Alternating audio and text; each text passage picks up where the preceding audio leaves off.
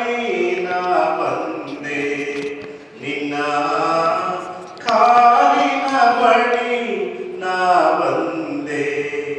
ಶ್ರೀ ಕೇಶವಿ ಪಾದ ನಾ ಕಂಡೆ, ಕಾನನ ವಾಸ ಕಲಿಯುಗ ವರದ. ನಿರುಪಮ ಭಾಗ್ಯ ನಿರ್ಮಲ ದರ್ಶನ, ನಿರುಪಮ ಭಾಗ್ಯ ನಿರ್ಮಲ ದರ್ಶನ. ಕರ್ಣಾನಂದ ನಿನ್ನ ನಾಮ ಸಂಕೀರ್ತನ, ಅಸುಲಭ ಸಾಫಲ್ಯ ನಿನ್ನ ವರದಾನ. ಅದಕ್ಕಾಗಿ ಅವಲಂಬ ನಿನ್ನ ಸನ್ನಿಧಾನ.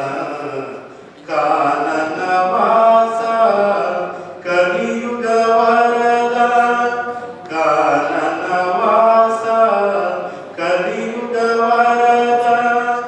ಕಾಲಿನ ಬಳಿ ನಾ ಬಂದೆ, ನಿನ್ನ ಕಾಲಿನ ಬಳಿ ನಾ ಬಂದೆ.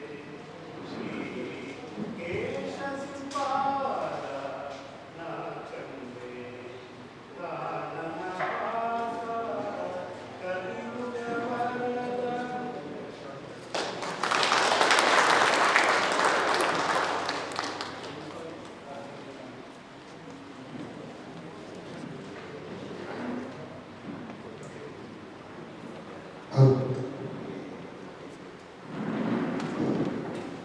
ಸೊಗಸಾಗಿ ಪ್ರಾರ್ಥನೆಯನ್ನು ನೆರವೇರಿಸಿಕೊಟ್ಟಂತಹ ಮಂಜಯ್ಯ ಅವರಿಗೆ ಧನ್ಯವಾದಗಳು. ಇದೀಗ ಸರ್ವರನ್ನು ಸ್ವಾಗತಿಸುತ್ತಾರೆ ಸಂಘದ ಪ್ರಧಾನ ಕಾರ್ಯದರ್ಶಿಗಳಾದಂತಹ ಸಂಗಮ ಶ್ರೀ ಸಂತೋಷ.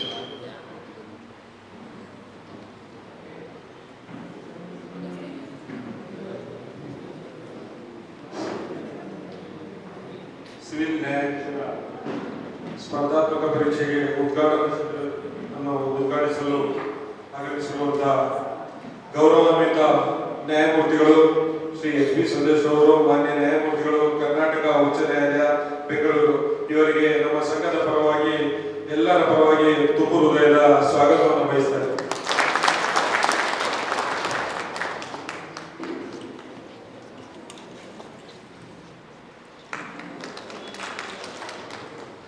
ಈ ಕಾರ್ಯಕ್ರಮದಲ್ಲಿ ಉಪಸ್ಥಿತರಿರುವಂತಹ ನಮ್ಮ ಗೌರವಾನ್ವಿತ ಪ್ರಧಾನ ಜಿಲ್ಲಾ ಮತ್ತು ಸತ್ರ ನ್ಯಾಯಾಧೀಶರಾದ ಶ್ರೀಮತಿ ಹೇಮಾವತಿರವರಿಗೂ ಕೂಡ ಸಂಘದ ಸರ್ವ ಸದಸ್ಯರ ಪರವಾಗಿ ತುಂಬು ಹೃದಯದ ಸ್ವಾಗತವನ್ನು ಬಯಸ್ತಾರೆ.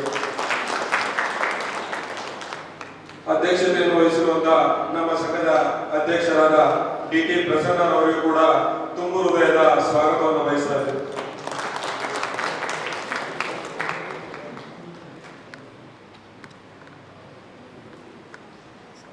ಈ ಕಾರ್ಯಕ್ರಮದ ಕೇಂದ್ರ ಬಿಂದುಗಳು ನಮ್ಮೆಲ್ಲರ ಪ್ರೀತಿ ಪಾತ್ರವಾಗಿರುವಂತಹ ಗೌರವಾನ್ವಿತ 5ನೇ ಹೆಚ್ಚುವರಿ ಜಿಲ್ಲಾ ಮತ್ತು ಸತ್ರ ನ್ಯಾಯಾಧೀಶರಾಗಿರುವಂತಹ ಶ್ರೀ ಎಚ್.ಆರ್. ರವಿಕುಮಾರ್ ಅವರಿಗೂ ಕೂಡ ನಮ್ಮೆಲ್ಲರ ಪರವಾಗಿ ತುಂಬು ಹೃದಯದ ಸ್ವಾಗತವನ್ನು ಬಯಸ್ತಾ ಇದ್ದಾರೆ. ಕಾರ್ಯಕ್ರಮದಲ್ಲಿ ಉಪಸ್ಥಿತರಿರುವಂತಹ ನಮ್ಮ ಸಂಘದ ಉಪಾಧ್ಯಕ್ಷರಾದ ಎಚ್.ಎನ್. ಯೋಗೇಶ್ ಅವರಿಗೂ ಕೂಡ ತುಂಬು ಹೃದಯದ ಸ್ವಾಗತವನ್ನು ಬಯಸ್ತಾ ಇದ್ದಾರೆ.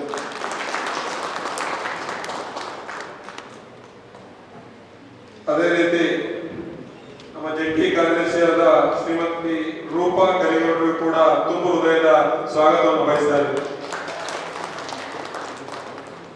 ನಮ್ಮ ಖಜಾಂಚಿಗಳಾದಂತಹ ಎಚ್.ಎನ್. ಪ್ರತಾಪ್ ಅವರು ಕೂಡ ತುಂಬು ಹೃದಯದ ಸ್ವಾಗತವನ್ನು ಬಯಸ್ತಾರೆ. ಅದೇ ರೀತಿ ಈ ಕಾರ್ಯಕ್ರಮದಲ್ಲಿ ಭಾಗವಹಿಸಿರುವಂತಹ ಎಲ್ಲ ಜಿಲ್ಲಾ ನ್ಯಾಯಾಧೀಶರು, ಹಿರಿಯ ಶ್ರೇಣಿ ನ್ಯಾಯಾಧೀಶರು ಮತ್ತು ಕಿರಿಯ ಶ್ರೇಣಿ ನ್ಯಾಯಾಧೀಶರಿಗೂ ಕೂಡ ತುಂಬು ಹೃದಯದ ಆತ್ಮೀಯವಾದ ಸ್ವಾಗತವನ್ನು ಬಯಸ್ತಾರೆ.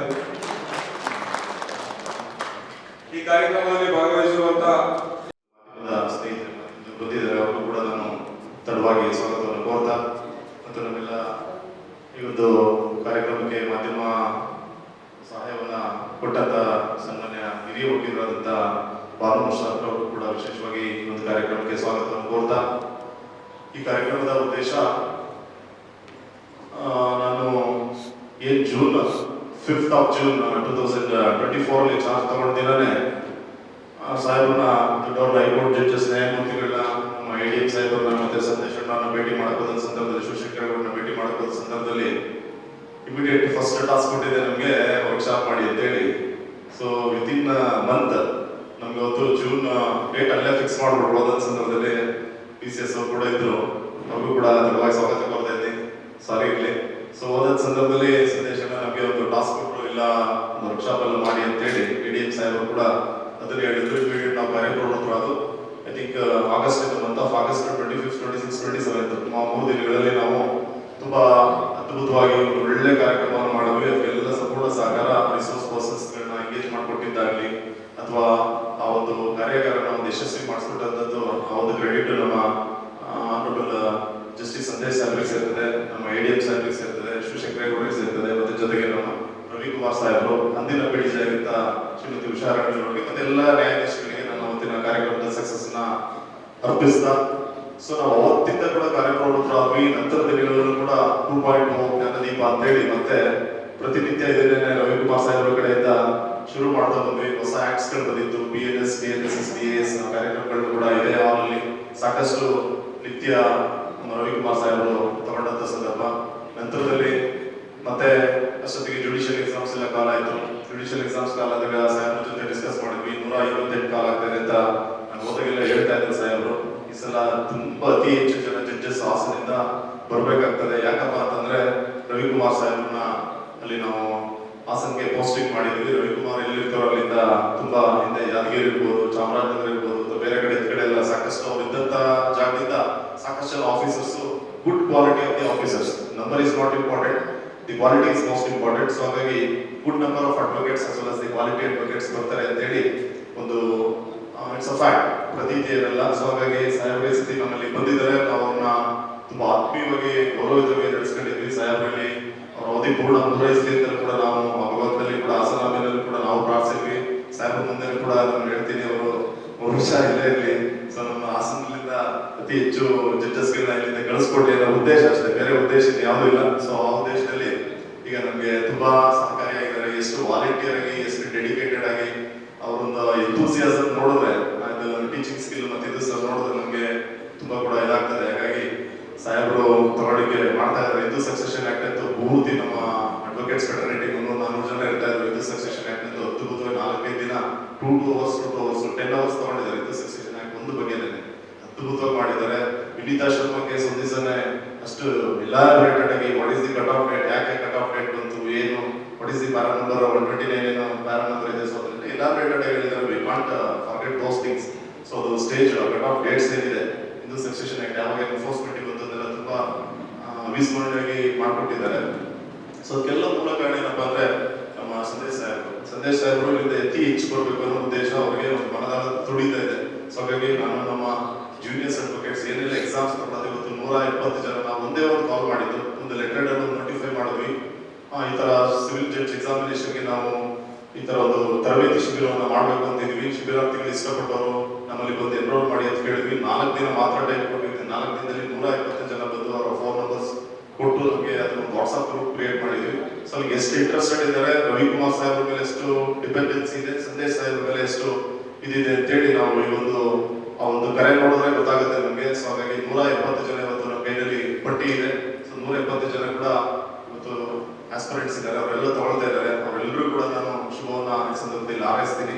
ಮತ್ತೆ ಜೊತೆಗೆ ಈ ವರ್ಕ್ಶಾಪ್ ಶಿಬಿರ ಇವತ್ತು ಶುರುವಾದಂಥದ್ದು ಇನ್ನು ನಿತ್ಯ ಸಂದೇಶ್ ಸಾಹೇಬರು ಇವಾಗ ಅಲ್ಲಿ ನಾವು EC ಕಮಿಟಿ ರೂಮಲ್ಲಿ ಮಾತಾಡ್ತಾ ಹೇಳ್ತಾ ಇದ್ದೀವಿ. 3-4 months ನಡಿಬೇಕಾಗುತ್ತೆ. ಅದು ಕಂಟಿನ್ಯೂಸ್ ಸಾಹೇಬ್ರನ್ನ ರಿಕ್ವೆಸ್ಟ್ ಮಾಡಿದ್ವಿ. ತಾವು ಮತ್ತೆ PDG ಸಾಹೇಬ್ರದ್ದು ಡೈರೆಕ್ಷನ್ ಒಂದು ಕೊಟ್ಟರೆ ಅನುಕೂಲ ಆಗುತ್ತೆ ಸ್ವಾಮಿ ರವಿಕುಮಾರ್ ಸಾಹೇಬ್ರಿಗೆ ಅಂತೇಳಿ ಸಾಹೇಬ್ರು ಅದಕ್ಕೆ ಹೇಳಿದ್ರು.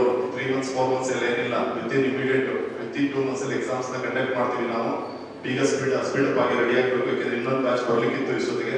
ಸೊ ಹಾಗಾಗಿ 2 ತಿಂಗಳೊಳಗಡೆ ಇದು ಅಂತೇಳಿ ಅವರ ಮಾತಾಡೋ ಸಂದರ್ಭದಲ್ಲಿ ಅದನ್ನು ಪೂರ್ತಿ ಡೀಟೇಲಿಂಗ್ ಮಾಡ್ತಾರೆ.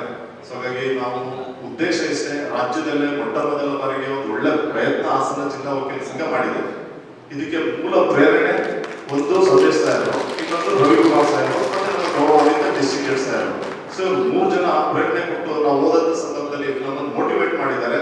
ನೀವು ಆರ್ಗನೈಸ್ ಮಾಡಿ ಅಧ್ಯಕ್ಷ ನೀವು ಮಾಡ್ತೀರಾ, ನಿಮ್ಗೆ ಮತ್ತೆ ನಿಮ್ಮ ಟೀಮ್ಗೆ ಚಾತಿ ಇದೆ ಅಂತೇಳಿ. ನಮ್ಗಿಂತೂ ನಿರಂತರವಾಗಿ ಪ್ರಕ್ರಿಯೆ ವರ್ಷದಲ್ಲಿ ನಾನು ಹೇಳ್ತೀನಿ ಅಂತಂದ್ರೆ ನಿರಂತರವಾಗಿ ಪ್ರಕ್ರಿಯೆಗಳು, ಕಾರ್ಯಕ್ರಮಗಳು, ಹೆಲ್ತ್ ಕ್ಯಾಂಪ್ಸ್ಗಳು, ಡೆವಲಪ್ಮೆಂಟ್ಸ್ ಪ್ರೋಗ್ರಾಮ್ಸ್, ಕಲ್ಚರಲ್, ಸ್ಪೋರ್ಟ್ಸ್, ಮೊನ್ನೆ ಸಾಹೇಬರ ಗಮನಕ್ಕೆ ತರಲಿಕ್ಕೆ ಇಷ್ಟಪಡ್ತೀನಿ. ಇವತ್ತು ನಮ್ಮ ರಾಜ್ಯ ಮಟ್ಟದಲ್ಲಿ ಚಾಂಪಿಯನ್ಸ್ ಆಗಿದ್ದೀವಿ ಸರ್. ನಾವು ಕ್ರಿಕೆಟ್ ಟೂರ್ನಮೆಂಟ್ ಅಲ್ಲಿ ಒಂದು ಪ್ರೆಸ್ ಮೀಟ್ ಕೂಡ ಮಾಡಿದ್ವಿ. ಮತ್ತೆ ಡಬಲ್ಸ್, ವುಮೆನ್ಸ್ ಡಬಲ್ಸ್ ಕೂಡ we are the champions. So 35-36 teams ಬಂದ ಸಂದರ್ಭದಲ್ಲಿ ಉಡುಪಿನಲ್ಲಿ ಆ ಟೆಂಪರೇಚರ್, ಆ ಹ್ಯೂಮಿಡಿಟಿಯಲ್ಲಿ ನಮ್ಮ ಹುಡುಗರುಗಳು ಆಡಿ ಇವತ್ತು ಒಂದು ದೊಡ್ಡ ಮಟ್ಟದ ಒಂದು ಸಾಧನೆಯನ್ನ ಮಾಡಿದ್ದಾರೆ. ಅದನ್ನ ನಾವು ರಾಜ್ಯ ಮಟ್ಟದಲ್ಲಿ ಎಲ್ಲ ಸುದ್ದಿಯಾಗಿದೆ. ಸೊ ಹಾಗಾಗಿ ಅದಕ್ಕೆಲ್ಲ ನಾವು ಅಥವಾ ನಮ್ಮ ಕಮಿಟಿಯವರು ಏನಿದೆ ಅದೆಲ್ಲ ಡೆಡಿಕೇಟ್ ಮಾಡಿ ಸಂಘದ ಎಲ್ಲರೂ ಕೂಡ ಅವರ ಸಹಕಾರದಿಂದ ಈ ಒಂದು ಕಾರ್ಯ ಆಗಿರ್ತದೆ, ಒಬ್ಬರಿಂದ ಆಗಿರೋದಿಲ್ಲ. ಸೊ ಹಾಗಾಗಿ ಜುಡಿಷಿಯಲ್ ಎಕ್ಸಾಮ್ ಸಂಬಂಧಪಟ್ಟಂತೆ ಪ್ರೇರಣೆ ನಾನು ಹೇಳಿದಾಗೆ ಎಲ್ಲ ನಮ್ಮ ಸಾಹೇಬರುಗಳು. ಹಾಗಾಗಿ ನಾವು ಕೂಡ ಅದಕ್ಕೆ ಏನ್ ಬೇಕು ಪೂರ್ವಭಾವಿಯಾಗಿ ಸಾಕಷ್ಟು ಓಡಾಡಿ ಎಲ್ಲ ಕೆಲಸವನ್ನು ಮಾಡ್ತಾ ಇದ್ವಿ. ಹಾಗಾಗಿ ನಮ್ಮ ಉದ್ದೇಶ ಎಷ್ಟೇ, ಈ ಸಲ ಈ ಬಾರಿ ನಮ್ಮಿಂದ ಅತಿ ಹೆಚ್ಚು 40ರಿಂದ 50 ನಾವು ಎಕ್ಸ್ಪೆಕ್ಟ್ ಮಾಡ್ತಾ ಇದ್ವಿ. ನಾನು ನಿಮ್ಮಲ್ಲಿ ಅಪೀಲ್ ಮಾಡೋದೇ ಇಲ್ಲಪ್ಪ, ನಾವು ಮಾಡೋದು ಮುಖ್ಯ ಅಲ್ಲ, ನಿಮ್ಮ dedication of work is important ಅಂತ ನಾನು ಈ ಸಲ ಕನ್ಸಿಡರ್ ಮಾಡಬೇಕಾಗುತ್ತೆ. ನೀವು ದಯಮಾಡಿ ಆ ನಿಟ್ಟಲ್ಲಿ ಕಾರ್ಯಪ್ರವೃತ್ತರಾಗಿ ಹಾರ್ಡ್ ವರ್ಕ್ ಮಾಡಿ. ಸಾಹೇಬರು ಅದನ್ನ ಹೇಳ್ತಾರೆ. ಸೊ ಅದನ್ನ ಹಾರ್ಡ್ ವರ್ಕ್ ಮಾಡಿದ್ರೆ ನಮಗೂ ರಿಸಲ್ಟ್ ಸಿಗುತ್ತೆ, ಸಂಘಕ್ಕೆ ಒಂದು ಕೀರ್ತಿ ಬರುತ್ತೆ. ಇದಕ್ಕೆ ಯಾರೆಲ್ಲ ಪ್ರೇರಕರಾಗಿದ್ದಾರೆ ಅವ್ರಿಗೂ ಒಂದು ನಾವು ಕೀರ್ತಿ ತಂದ್ಕೊಟ್ಟಾಗುತ್ತೆ. ಹಾಗಾಗಿ ಮೈ ಮರೆಯೋದು ಬೇಡ. ದಯಮಾಡಿ 2 ತಿಂಗಳು ಅಥವಾ 3 ತಿಂಗಳು ನಿಮ್ಗೆ ಕಾಲಾವಕಾಶ ಇರ್ತದೆ. ಸುಮ್ಮನೆ ನಾನು ಏನೊಂದು ಅಟೆಂಪ್ಟ್ ಮಾಡ್ದೆ ಅಟೆಂಪ್ಟ್ ಬೇಡ. ರವಿಕುಮಾರ್ ಸಾಹೇಬ್ ಹೇಳ್ತಾ ಇದ್ರು, ಸರ್ ಅಟೆಂಪ್ಟ್ ಮಾಡಿ ನಾನೇ ಫಸ್ಟ್ ಮಾಡಬೇಕು ಅಂತ ಅಟೆಂಪ್ಟ್ ಮಾಡಿ. ಅವ್ರವ್ರ ಎಕ್ಸಾಮಿನೇಷನ್ ಟೈಮ್ ಕೂಡ ಅವರು ಮುನ್ಸಿಪ್ ಎಕ್ಸಾಮ್ ತಗೊಂಡಾಗ ಸ್ಟೇಟಿಂಗ್ ಅಂತ ಪಾಪ ಸಾಹೇಬ್ ಹೇಳ್ತಾ ಇದ್ರು, ಕಮಿಟೆಡ್ ಕೆಲಸ ಮಾಡ್ತೀನಿ 100% ಕೆಲಸ ಮಾಡಿ. 99.9 ಮಾಡಿದ್ರೆ no, it is not satisfied. 100% ಕೆಲಸ ಮಾಡಿ ಅಂತೇಳಿ ನಾನು ನಮಗೆಲ್ಲ ಅಪೀಲ್ ಮಾಡ್ತಾ ಈ ಒಂದು ಸಂದರ್ಭದಲ್ಲಿ ನನಗೆ ಇಲ್ಲಿ ಮಾತಾಡಲಿಕ್ಕೆ ಒಂದು ಅವಕಾಶ ಕೊಟ್ಟ ಸಂದರ್ಭ, ಮತ್ತೆ ಜೊತೆಗೆ ಹೆಚ್ಚಿನ ವಿಚಾರಗಳನ್ನೆಲ್ಲ ಸಾಹೇಬರು ಮತ್ತೆ PDJ ಸಾಹೇಬರು, ರವಿಕುಮಾರ್ ಸಾಹೇಬರು ಮಾತಾಡೋ ಸಂದರ್ಭದಲ್ಲಿ ಹೇಳ್ತಾರೆ. ಸೊ ಹಾಗಾಗಿ ಪ್ರಾಸ್ತಾವಿಕವಾಗಿ ನಾನು ಈ ಕಾರ್ಯಕ್ರಮದ ಉದ್ದೇಶವನ್ನು ಹೇಳಿದ್ದೀನಿ. ತಾವೆಲ್ಲ ನನ್ನ ಜೊತೆ ಕೈ ಜೋಡಿಸ್ತೀರಾ, ಸಂಘಕ್ಕೆ ಒಂದು ಕೀರ್ತಿಯನ್ನು ತರ್ತೀರಾ ಅಂತ ನಾನು ನಂಬಿದ್ದೀನಿ. ಸೊ ಹಾಗಾಗಿ ನಮಗೆಲ್ಲರೂ ಒಳ್ಳೆಯದಾಗಲಿ ಶುಭ ಹಾರೈಸಿ ನಾನು ಮಾತು ಮುಗಿಸ್ತೀನಿ. ಧನ್ಯವಾದ.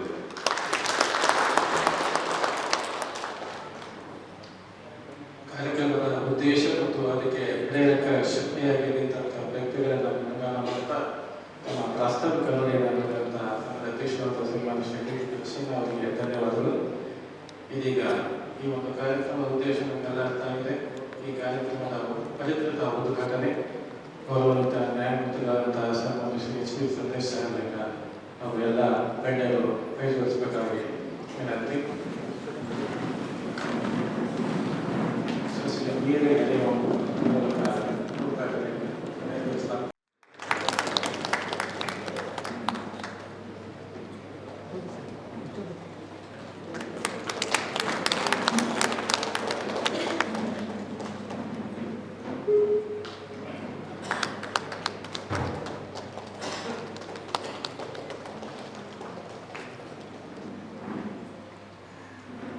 ಕಾರ್ಯಕ್ರಮವನ್ನು ಉದ್ಘಾಟಿಸಿದಂತಹ ಎಲ್ಲ ಗಣ್ಯಮಾನ್ಯರಿಗೆ ಧನ್ಯವಾದಗಳು.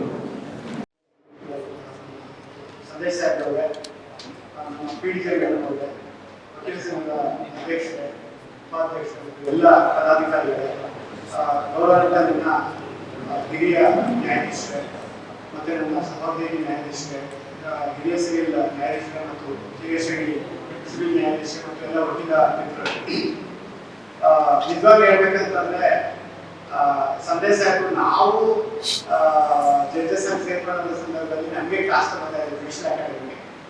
ಅವಾಗಿಂದ ಸಾಹೇಬರು ನಮಗೆ ತುಂಬಾ ಚೆನ್ನಾಗಿ ಪರಿಚಯ. ಇನ್ನೊಂದು ಹೇಳ್ಬೇಕಂದ್ರೆ ಆಕ್ಚುಲಿ ನಾನು ಹಾಸನ ಬಂದಿದ್ದೀನಿ ತಿಳ್ಕೊಂಡ್ರೆ ಅದರೊಳಗೆ ಸಂದೇಶ ಸಾಹೇಬರು ತುಂಬಾನೇ ನಾನು ಅಕಾಡೆಮಿ ಸಂದರ್ಭದಲ್ಲಿ ಟ್ರಾನ್ಸ್ಫರ್ ಆಗಬೇಕು ಅಂತಂದರೆ ನಾನು ಸಾಹೇಬರು ಕೇಳಿದ್ದೆ, ಸರ್ ನನಗೆ ಸ್ವಲ್ಪ ಹಾಸನ ಬೇಕು, ನನ್ನ ಮಕ್ಕಳಿಗೆ ಎಜುಕೇಶನ್ ಇಲ್ಲ ಅಂತ. ಸಾಹೇಬ್ ಪ್ರೋತ್ಸಾಹ ಮಾಡಿ ನಮ್ಮೂರಿಗೆ ಅಂತಾನೆ ನಾವೆಲ್ಲ ಪ್ರೋತ್ಸಾಹ ಮಾಡ್ತೀವಿ, ಪ್ರೋತ್ಸಾಹ ಮಾಡಿ ನಮ್ಮೂರಿಗೆ ಸಾಹೇಬ್. ಆಮೇಲೆ ಚೇಂಬರ್ಗೆ ಆದ್ಮೇಲೆ ನಮ್ಮೂರಿಗೆ ಹೋಗ್ತಾ ಇದ್ದೆ, ನಮ್ಮೂರಲ್ಲಿ ಎಲ್ಲ ಅಡ್ವೊಕೇಟ್ಸ್ ಎಕ್ಸಾಮ್ಸ್ ಎಲ್ಲರೂ ಪಾಸ್ ಮಾಡ್ಬೋದಾ ಅಂತೆಲ್ಲ ನಮಗೆ ಹೇಳಿದ್ರು. ನಿಜವಾಗ್ಲೂ ಸಂತೋಷ ಆಯಿತು. ಸಾಹೇಬ್ ನಮ್ಮ ಮಕ್ಕಳಿಗೂ ಸಹ ಪ್ರೋತ್ಸಾಹ ಮಾಡ್ಕೊಂಡಿದ್ದಾರೆ. ಇವತ್ತು ಸಹ ನಮ್ಗೆ ಏನೇ ಕಷ್ಟ ಆದರೂ ಸಾಹೇಬ್ ನಮಗೆ ಸಹಾಯ ಮಾಡ್ತಾರೆ. ಆ ಥರ ಒಂದು ಸಾಹೇಬರು ಸಾಹೇಬ್ ಬಿಸ್ನೆಸ್ ಡಿಪಾರ್ಟ್ಮೆಂಟ್ ಎಲ್ಲ ಡಿಪಾರ್ಟ್ಮೆಂಟ್ ಸಾಹೇಬ್ ಕೆಲಸ ಮಾಡಿದ್ದಾರೆ. ಒಂದು ವಾರ ಜಾಸ್ತಿ ಸಾಹೇಬ್ಗೆ. ಈಗ ನಾವು ಈ ಒಂದು ತರಗತಿಯನ್ನ ಮಾಡಬೇಕು ಸಿವಿಲ್ ಜಡ್ಜಸ್ಗೆ ಅಂತ ಹೇಳಿದ್ರೆ ಅದರೊಳಗೆ ಸಂದೇಶ ಸಾಹೇಬರು ತುಂಬಾ ಪ್ರಮುಖ ಪಾತ್ರ ಇದೆ. ಇವತ್ತು ಕಾರ್ಯಕ್ರಮ ಮಾಡಬೇಕು ಅಂತ ಹೇಳಿದ್ರೆ ಮತ್ತೆ ನಮ್ಮ ಪ್ರಧಾನ ಜಿಲ್ಲಾ ಸತ್ರ ನ್ಯಾಯಾಧೀಶರು ಇದಕ್ಕೆ ತುಂಬಾ ಸಹಕಾರ ಮಾಡಿದ್ದಾರೆ. ಅದೇ ರೀತಿ ವಕೀಲ ಸಂಘದವರು ಇದನ್ನು ತುಂಬಾ ಸಹಕಾರ ಮಾಡಿದ್ದಾರೆ. ಅದೇ ರೀತಿ ಇವರು SSK ಮೆಮೋರಿಯಲ್ ಟ್ರಸ್ಟ್ ಹುಬ್ಳಿ ಅವರು ಕೋರಿಮಠರು ಸಹ ವಕೀಲ ಸಂಘದ ಅಧ್ಯಕ್ಷರ ಜೊತೆ ಅವರು ಮಾತಾಡ್ಕೊಂಡು ಅದು ಆನ್ಲೈನ್ ಸಹ ನಾರ್ತ್ ಕರ್ನಾಟಕ ಮಕ್ಕಳುಗಳಿಗೆ ಅಡ್ವೊಕೇಟ್ಸ್ಗೆ ಕ್ಲಾಸಸ್ ಸಿಗ್ತಾ ಇಲ್ಲ ಮಾಡೋಣ ಅಂತ ಹೇಳಿ ಅವರು ಜೊತೆಗೂಡಿ ಇವತ್ತು ಅದನ್ನ ಆನ್ಲೈನ್ ಸಹ ಮಾಡ್ತಾರೆ. ನಾವೇನು ಎಲ್ಲ ಡಿಸ್ಕಸ್ ಮಾಡ್ತೀವಿ ಅದು ಫಿಸಿಕಲ್ ಆಗಿ ಯಾರು ಅಡ್ವೊಕೇಟ್ಸ್ ಮುಂದೆ ಕ್ಲಾಸ್ ಕೇಳ್ತಾರಲ್ಲ ಅದೇ ಕ್ಲಾಸ್ ಅದೇ ಆನ್ಲೈನ್ ಸಹ ಅದು ಪ್ರಸಾರ ಆಗೋ ಥರ ಎಲ್ಲ ವ್ಯವಸ್ಥೆ ಮಾಡಿದ್ದಾರೆ. ಅದು ಸೋಮವಾರ ದಿನದಿಂದ ನಿಮಗೆ ಆನ್ಲೈನ್ ಸಹ ಅದು ಲಭ್ಯ ಆಗುತ್ತೆ ಮತ್ತು ಉದ್ಘಾಟನೆ ಆಗ್ತಾ ಇದೆ.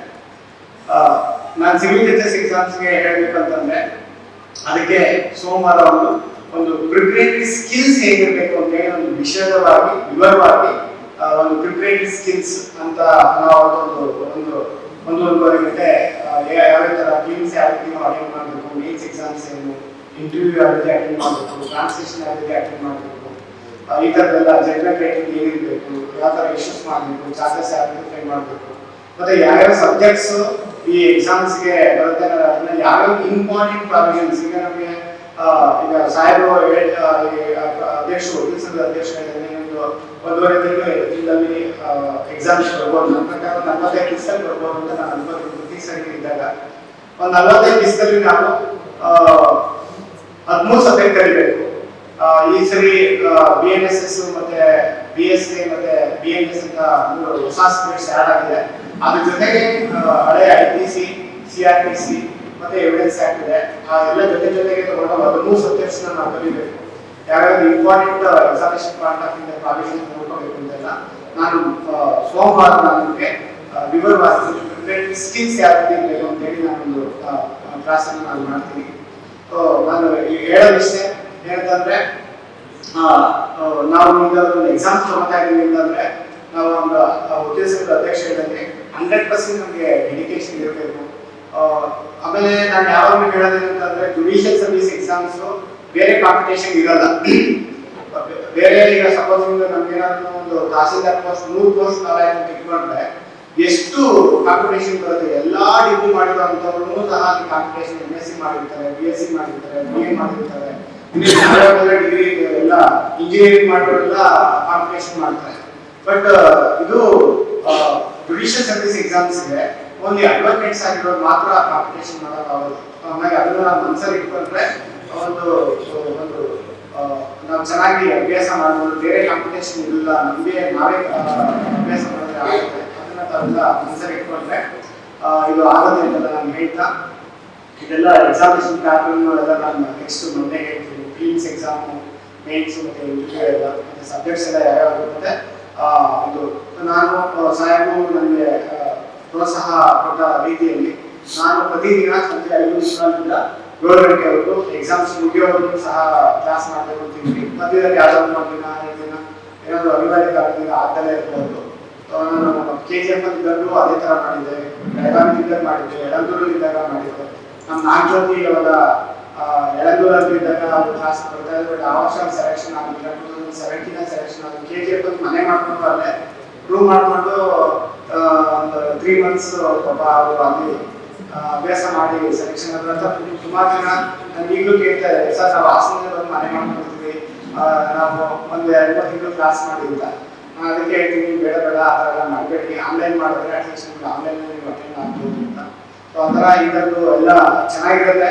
ಬಟ್ ನಾವು ತಿಳ್ಕೊಳ್ಳೋದು ತುಂಬ ಸಂತೋಷ ಆಗುತ್ತೆ, ತಿಳ್ಕೊಂಡು ನಿಜವಾಗ್ಲೂ ಸಂತೋಷ ಆಗುತ್ತೆ. ಎಕ್ಸಾಮ್ಸ್ ಪಾಸ್ ಆಗೇ ಬಿಡಬೇಕು, ನಾವು ಜಡ್ಜಸ್ಸೇ ಆಗಬೇಕು ಅನ್ನೋದು ಒಂದು. ಅಕಸ್ಮಾತ್ ಅದು ಆಗಿಲ್ಲ ಅಂತಂದ್ರೂ ಸಹ ಒಳ್ಳೆ ಅಡ್ವೊಕೇಟ್ಸ್ ಆಗ್ತೀವಿ, ಒಳ್ಳೆ ನಾಲೆಡ್ಜ್ ಬರುತ್ತೆ. ಮುಂದಿನ ದಿನಗಳಲ್ಲಿ ಸಂದೇಶ ನಮ್ಗೆ ಉದ್ದೇಶಿಸಿ ಯಾವ್ದಾದ್ರು ಸಬ್ಜೆಕ್ಟ್ ಮಾಡ್ತಾರೆ. ಜುಡಿಷಿಯಲ್ ಅಕಾಡೆಮಿ ನಾನು ಡೆಪ್ಯೂಟಿ ಡೈರೆಕ್ಟರ್ ಇದ್ದಾಗ ಯಾವಾಗ ಸಾಹಿತ್ಯ ನಾವು ಕ್ಲಾಸ್ ಕರಿತಾ ಇದ್ದೀವಿ ಸರ್, ಬಂದು ಕ್ಲಾಸ್ ಮಾಡಿ ಅಂತ. ಅವ್ರು ಯಾವಾಗಲೂ ಬಂದು ತುಂಬ ಚೆನ್ನಾಗಿ ಕ್ಲಾಸ್ ಮಾಡಿ ನಮ್ಮ ಎಷ್ಟೊಂದು ಜಡ್ಜಸ್ಗೆ ಕಾಗ್ನಿಸೆನ್ಸ್ ತಗೊಳ್ಳೋದು ಶಿಕ್ಷಣ 190 ಎಷ್ಟು ಮಿಸ್ಟೇಕ್ ಮಾಡ್ತಾರೆ, 200 CRPC ಎಷ್ಟು ಮಿಸ್ಟೇಕ್ ಮಾಡ್ತಾರೆ ಅಂತೆಲ್ಲ ಕ್ರಿಮಿನಲ್ ಸೈಡರ್ಸ್ ಆಗಿರೋದು ತುಂಬ ಕ್ಲಾಸ್ ಮಾಡಿದ್ರು. ಆ ಥರದ್ದು ಮೊನ್ನೆ ಕರ್ನಾಟಕ ಉಚ್ಚ ನ್ಯಾಯಮೂರ್ತಿಗಳು ನಮ್ಗೆಲ್ಲರೂ ಕ್ಲಾಸ್ ಮಾಡ್ತಾರೆ. ಮತ್ತೆ ರಿಟೈರ್ಡ್ ಹೈಕೋರ್ಟ್ ಜಡ್ಜಸ್ ಕರೆಸ್ಪಿರಿಟೆಡ್ ವಕೀಲ ಸಂಘದ ಅಧ್ಯಕ್ಷರಿಗೆ ಹೇಳ್ತಾ ಇದ್ರು. ರಿಟೈರ್ಡ್ ಡಿಸ್ಟ್ರಿಕ್ಟ್ ಜಡ್ಜಸ್ ಬರ್ತಾರೆ, ಮತ್ತೆ ನಮ್ಮ ಗೌರವಾಧ್ಯಕ್ಷ ಎಲ್ಲ ಡಿಸ್ಟ್ರಿಕ್ಟ್ ಜಡ್ಜಸ್ ಬರ್ತಾರೆ, ಮತ್ತೆ ಸೀನಿಯರ್ ಡಿವಿಷನ್ ಸಿವಿಲ್ ಜಡ್ಜಸ್ ಎಲ್ಲರೂ ಬಂದು ನಮಗೆ ಬೆಳಿಗ್ಗೆ ಅವರಿಗೆ ಕ್ಲಾಸ್ನ ಹೇಳೋದ್ರಿಂದ ನಿಜವಾಗಿ ತುಂಬ ಚೆನ್ನಾಗಾಗುತ್ತೆ. ನಾವೆಲ್ಲರೂ ಸಹ ಒಂದು ಕಲಿಯಬೇಕು ಅನ್ನೋ ಮನಸ್ಥಿತಿ ಇಟ್ಕೊಂಡು ಆಮೇಲೆ ಯಾವ್ದಾದ್ರು ಮೆಟೀರಿಯಲ್ಸ್ ಅಥವಾ ಇನ್ನೊಂದೆಲ್ಲ ಸಿಗ್ಬೇಕು ಅಂತಂದ್ರೆ ಔಷಧಿ ಇಟ್ಕೊಳ್ಳೋದು, ಮುಚ್ಚಿಟ್ಕೊಳ್ಳೋದು, ನಾನು ಪಕ್ಕದ ತೋರಿಸ್ಬಿಟ್ರೆ ಅವ್ರು ಪಾಸ್ ಆಗ್ಬಿಡ್ತಾರೆ, ನಾನು ಪಾಸ್ ಆಗಲ್ಲ, ಆ ಥರದ್ದೆಲ್ಲ ಏನ್ ಆ ಥರದ್ದು ಇರಲ್ಲ ಇದ್ರೊಳಗಡೆ. ಇನ್ನ ನೀವು ಜಾಸ್ತಿ ಡಿಸ್ಕಸ್ ಮಾಡಿದ್ರೆ ನಿಮ್ಮ ನಾಲೆಡ್ಜ್ ಇನ್ನ ಜಾಸ್ತಿ ಆಗುತ್ತೆ. ಆಕ್ಚುಲಿ ನೀವು ಅದ್ರ ಡಿಸ್ಕಸ್ ಮಾಡಿ ಬರ್ತಿರೋದು ಇನ್ನೊಬ್ಬರ ಹೇಳ್ಕೊಂಡ್ರೆ ನಿಮ್ಗೆ ಇನ್ನ ಮನಸ್ಸಲ್ಲಿ ಅದು ಉಳಿತದೆ. ಸೊ ಆ ಥರ ಗುಣಭಾವನೆಯನ್ನ ಇಟ್ಕೊಂಡ್ರೆ ಎಲ್ಲ ಚೆನ್ನಾಗಿ ಆಗುತ್ತೆ ಅಂತೆಲ್ಲ ಹೇಳಿ ನಾನು ನಿಮ್ಮ ಜೊತೆ ಮಾತಾಡೋದಿದೆ. ಸುಮಾರು 45 ಕ್ಲಾಸ್ ಮಾತಾಡ್ಕೊತಿದ್ದೀವಿ ಪ್ರತಿದಿನ. ಸೊ ಹಂಗಾಗಿ ದಿನ ನಾವು ನಿಮ್ಮ ಜೊತೆ ಮಾತಾಡೋಣ. ಇವತ್ತು ನಾವು ವಿಶೇಷವಾಗಿ ನಮ್ಮ ಸಂಧ್ಯಾ ಸಾಹೇಬ್ ಮಾತನ್ನ ಕೇಳಲಿಕ್ಕೆ ಸಂದರ್ಭದಲ್ಲಿ ಅವರು ನಿಮ್ಗೆಲ್ಲ ಮೋಟಿವೇಶನ್ ಮಾಡ್ತಾರೆ. ಸೊ ಆ ಥರದ್ದೆಲ್ಲ ಹೇಳಿ ಸೊ ಈ ಒಂದು ಕಾರ್ಯಕ್ರಮವನ್ನು ಆಯೋಜನೆ ಮಾಡಿದಂತಹ ವಕೀಲರ ಸಂಘದವರಿಗೆ, ಹಾಸನ ವಕೀಲರ ಸಂಘದವರಿಗೆ, ಮತ್ತೆ ಅದೇ ರೀತಿ ಕೋರಿಮಠ ಅವರು ಸಹ ಹಾಸನಗೆ ಹುಡ್ಕೊಂಡು ಬಂದಿದ್ರು. ಆಕ್ಚುಲಿ ವಕೀಲ ಸಂಘದವರು ಪ್ರೆಸಿಡೆಂಟ್ ವೆಂಕಟೇಶ್ವರ ನಮ್ಮ ಚೇಂಬರ್ ಇರೋದು. ಸೊ ನೀವು ದಯವಿಟ್ಟು ಕ್ಲಾಸ್ ಮಾಡಿ. ನಮ್ಮ ನಾರ್ತ್ ಕರ್ನಾಟಕದವರು ಕ್ಲಾಸ್ ವಂಚಿತರಾಗ್ತಾ ಇದ್ದಾರೆ, ಕ್ಲಾಸ್ ಸಿಗ್ತಾ ಇಲ್ಲ ಅಂತ ಒಂದು ಲೆಟರ್ ಇಟ್ಕೊಂಡು ಲೆಟರ್ ಕೊಟ್ಟು ಅದನ್ನ ನಾನು ಹೈಕೋರ್ಟ್ಗೆ ಇದು ಹಾಸನ ವಕೀಲ ಸಂಘದವರು ಲೆಟರ್ ಕೊಟ್ಟು ಮತ್ತೆ ಅವರ ಲೆಟರ್ ಕೊಟ್ಟು ಎರಡೂ ಮಾನ್ಯ ಕರ್ನಾಟಕ ಉಚ್ಚ ನ್ಯಾಯಾಲಯಕ್ಕೆ ಕೊಟ್ಟಂತ ಸಂದರ್ಭದಲ್ಲಿ ಮಾನ್ಯ ಸಂಧ್ಯಾ ಸಾಹೇಬರು ತುಂಬಾ ಮುತುವರ್ಜಿ ವಹಿಸಿ ನಮ್ಮ ಹುಡುಗರಿಗೆ ಬೇಗ ತ್ವರಿತವಾಗಿ ಕ್ಲಾಸ್ ಆಗಬೇಕು ಅಂತ ಹೇಳಿ ತುಂಬಾ ಮುತುವರ್ಜಿ ವಹಿಸಿ ತತ್ಕ್ಷಣ ಅದನ್ನ ಆನರಬಲ್ ಚೀಫ್ ಜಸ್ಟಿಸ್ ಸಾಹೇಬ್ ಮುಂದೆ ಕಂಡಕ್ಟ್ ಮಾಡಿಸಿ ಸಿಗ್ನೇಚರ್ ಮಾಡಿಸಿ ಏನೋ ನಮಗೆ ಪರ್ಮಿಷನ್ ಕೊಟ್ಟು ಕ್ಲಾಸ್ ಮಾಡೋಕೆ ಅನುವು ಮಾಡಿಕೊಟ್ಟಿದ್ದಾರೆ. ಸೊ ಅದಕ್ಕೆ ನನ್ನ ಪರವಾಗಿ ಮತ್ತು ನಿಮ್ಮೆಲ್ಲರ ಪರವಾಗಿ ವೈಯಕ್ತಿಕವಾದಂತಹ ಒಂದು ಧನ್ಯವಾದಗಳನ್ನು ನಮ್ಮ ಸಾಹೇಬ್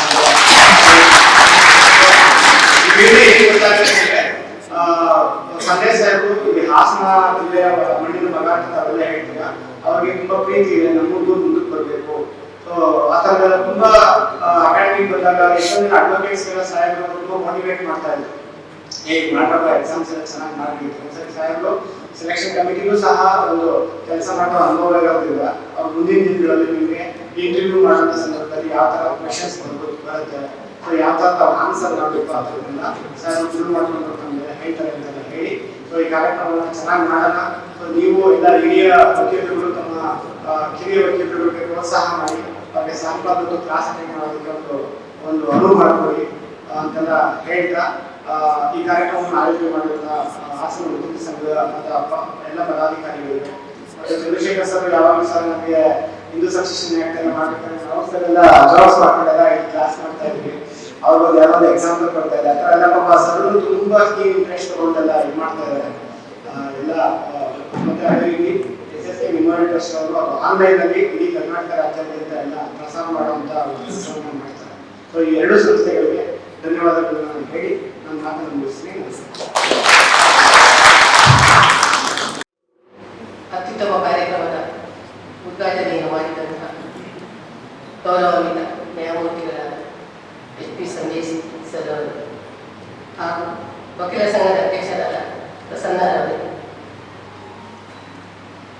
ಕಾರ್ಯದರ್ಶಿಗಳಾದ PM ಸಂತೋಷ್ ಅವರು, ಈ ಒಂದು ಕಾರ್ಯಕ್ರಮದಲ್ಲಿ ಇನ್ನು ಮುಂದೆ ಸಂಪನ್ಮೂಲ ವ್ಯಕ್ತಿಗಳಾಗಿ ಅಂದರೆ ಎಲ್ಲರೂ ತರಬೇತಿ ನೀಡುತ್ತಿರುವಂತಹ ನಮ್ಮ 5ನೇ ಹೆಚ್ಚುವರಿ ಜಿಲ್ಲಾ ಮತ್ತು ಸತ್ರ ನ್ಯಾಯಾಧೀಶರಾದ HR ರವಿಕುಮಾರ್ ಅವರೇ, ವಕೀಲರ ಸಂಘದ ಉಪಾಧ್ಯಕ್ಷರು, ಎಲ್ಲ ಕಾರ್ಯಕಾರಿ ಸಮಿತಿಯ ಪದಾಧಿಕಾರಿಗಳು, ವೇದಿಕೆ ಮುಂದಿರುವ ನನ್ನ ಎಲ್ಲ ಹಿರಿಯ ಸಹೋದರ ನ್ಯಾಯಾಧೀಶರೇ, ಸಹೋದರ ನ್ಯಾಯಾಧೀಶರೇ ಹಾಗೂ ಎಲ್ಲ ಹೆಚ್ಚಿನ ವಕೀಲ ಮಿತ್ರರೇ, ಎಲ್ಲರಿಗೂ ನಮಸ್ಕಾರಗಳು.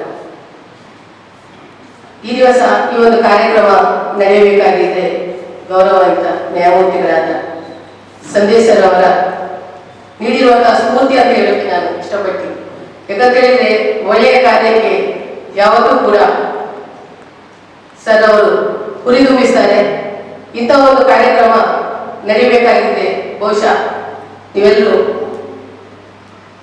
ಭಾಗ್ಯಶಾಲಿಗಳಂತ ಹೇಳಕ್ಕೆ ಇಷ್ಟಪಡ್ತೀನಿ. ನಾವು ಈ ಒಂದು ಹುದ್ದೆಗೆ ಎಕ್ಸಾಮ್ ಬರೆಯುವಾಗ ಎಲ್ಲೋ ಬೆಂಗಳೂರಂತ ಊರುಗಳಲ್ಲಿ ತರಬೇತಿ ನಡೀತಿತ್ತು ಅಂತ ಕೇಳಿದ್ವಿ. 300-400 ಕಿಲೋಮೀಟರ್ ದೂರದಲ್ಲಿರುವಂತಹ ಬೆಂಗಳೂರಲ್ಲಿ ಬಂದು ಅಲ್ಲಿ ವ್ಯವಸ್ಥೆ ಮಾಡಿಕೊಂಡು ತರಬೇತಿ ಪಡೆಯುವಂತಹ ಸ್ಥಿತಿಯಲ್ಲಿ ನಾವಿರಲಿಲ್ಲ.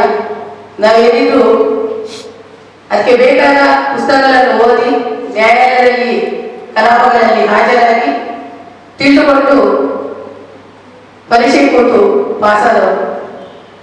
ನನ್ನ ಬಗ್ಗೆ ನಾನು ಒಂದು ಮಾತು ಹೇಳ್ಬೇಕಾಗಿದೆ. ಆಕ್ಚುಲಿ ನನಗೆ ಈ ಹುದ್ದೆಗೆ ಬರ್ಬೇಕಂತ ಹೇಳಿ ನಾನು ಯಾವತ್ತೂ ಎನಿಸಿರ್ಲಿಲ್ಲ. ಅನಿವಾರ್ಯ ಕಾರಣಗಳಿಂದ ಬರಬೇಕಾಯಿತು ಆಫ್ಟರ್ ಮ್ಯಾರೇಜ್. ಸೊ ಆವಾಗ ನಾನು ಒಂದು ತೀರ್ಮಾನ ಮಾಡಿದ್ದೆ ಅಂತಂದಿದ್ರೆ, ಮೊದಲ ಒಂದು ಪ್ರಯತ್ನದಲ್ಲಿ ಪಾಸ್ ಆಗಿ ಹೋಗ್ತೀನಿ, ಇಲ್ಲಾಂದ್ರೆ ಹೋಗಲ್ಲ ಅಂತ ತೀರ್ಮಾನ ಮಾಡಿದ್ದೆ. APP ಎಕ್ಸಾಮಿಗೆ ಕೂತ್ಕೊಂಡಿದ್ದೆ, ಎರಡೂ ಕೂಡ ಪಾಸ್ ಆಯಿತು.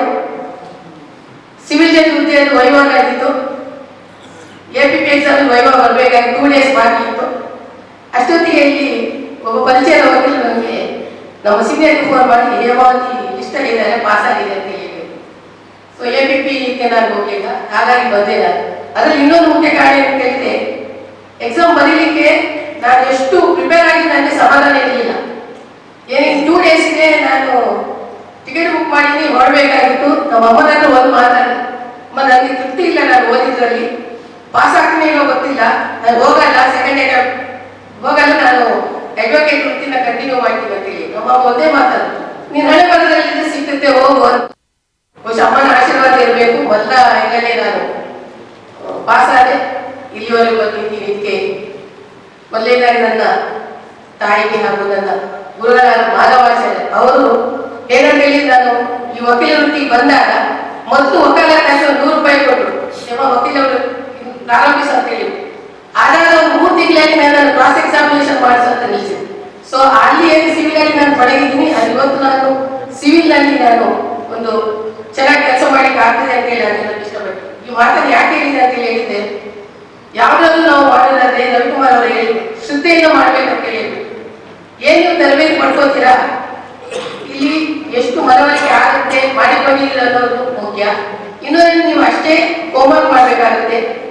ಮನೆಯಲ್ಲಿ ಹೋಗಿ ನೀವೇನ್ ತಿಳ್ಕೊಂಡಿದ್ರ ಅದನ್ನ ಹೋಮ್ವರ್ಕ್ ಮಾಡ್ಕೊಂಡು ನ್ಯಾಯಾಲಯದಲ್ಲಿ ಪ್ರೊಸೀಜರ್ ಹೇಗೆ ಕರೀತೆ ನೋಡ್ಕೊಳ್ಳಿ. ಬರೀ ಇಲ್ಲಿ ಹೇಳಿದ್ದನ್ನ ನೀವು ತಿಳ್ಕೊಂಡು ಸಾಕಾಗಲ್ಲ, ಅದನ್ನ ತಿಳ್ಕೊಂಡು ಮಾಡಿ ಹೆಚ್ಚಿನ ಗಮನ. ಇನ್ನೊಂದು ಅಂತ ಹೇಳಿದ್ರೆ, ನಾನು ಜಡ್ಜ್ ಹುದ್ದೆಗೆ ಹೋಗ್ಲಿಕ್ಕೋಸ್ಕರ ನಾನಿತ್ತು ಬರ್ತೀನಿ ಅನ್ನೋ ಭಾವನೆ ಇರಬಾರ್ದು. ಮುಂದೆ ಒಳ್ಳೆಯ ವಕೀಲ ವೃತ್ತಿಯನ್ನು ಮಾಡಲಿಕ್ಕೂ ಕೂಡ ನೀವು ಹೆಚ್ಚಿನ ಒಂದು ಇದನ್ನ ಪಡ್ಕೊಳ್ಬೇಕಾಗುತ್ತೆ. ಈ ಒಂದು ರೀತಿಯಲ್ಲಿ ನಡೀತಿರುವಂತಹ ಈ ಒಂದು ತರಬೇತಿಗೆ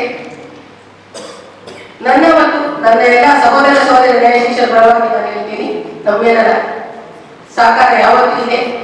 ಚೆನ್ನಾಗಿ ಮಾಡಿ ಒಳ್ಳೆಯ ರೀತಿಯಲ್ಲಿ ಹೆಚ್ಚಿನ ಸಂಖ್ಯೆಯಲ್ಲಿ ಈ ಒಂದು ಜಿಲ್ಲೆಯಿಂದ ಹೆಚ್ಚಿನ ಅಭ್ಯರ್ಥಿಗಳು ಆಯ್ಕೆಯಾಗಿ ಈ ಜಿಲ್ಲೆಗೆ ಹೆಸರು ಬರಲಿ. ಕಾರ್ಯಕ್ರಮ ಚೆನ್ನಾಗಿ ನಡೀಲಿ, ಎಲ್ಲ ರೀತಿಯಲ್ಲಿ ನಾವು ಸಹಕಾರ ನೀಡ್ತೀವಿ ಅಂತೇಳಿ ಹೇಳ್ತಾ ಈ ಒಂದು ಕಾರ್ಯಕ್ರಮ ನನಗೆ ಮಾತಾಡಲಿಕ್ಕೆ ಮಾತನಾಡಲಿಕ್ಕೆ ಅವಕಾಶ ಮಾಡಿಕೊಟ್ಟಿದೆ. ಧನ್ಯವಾದ.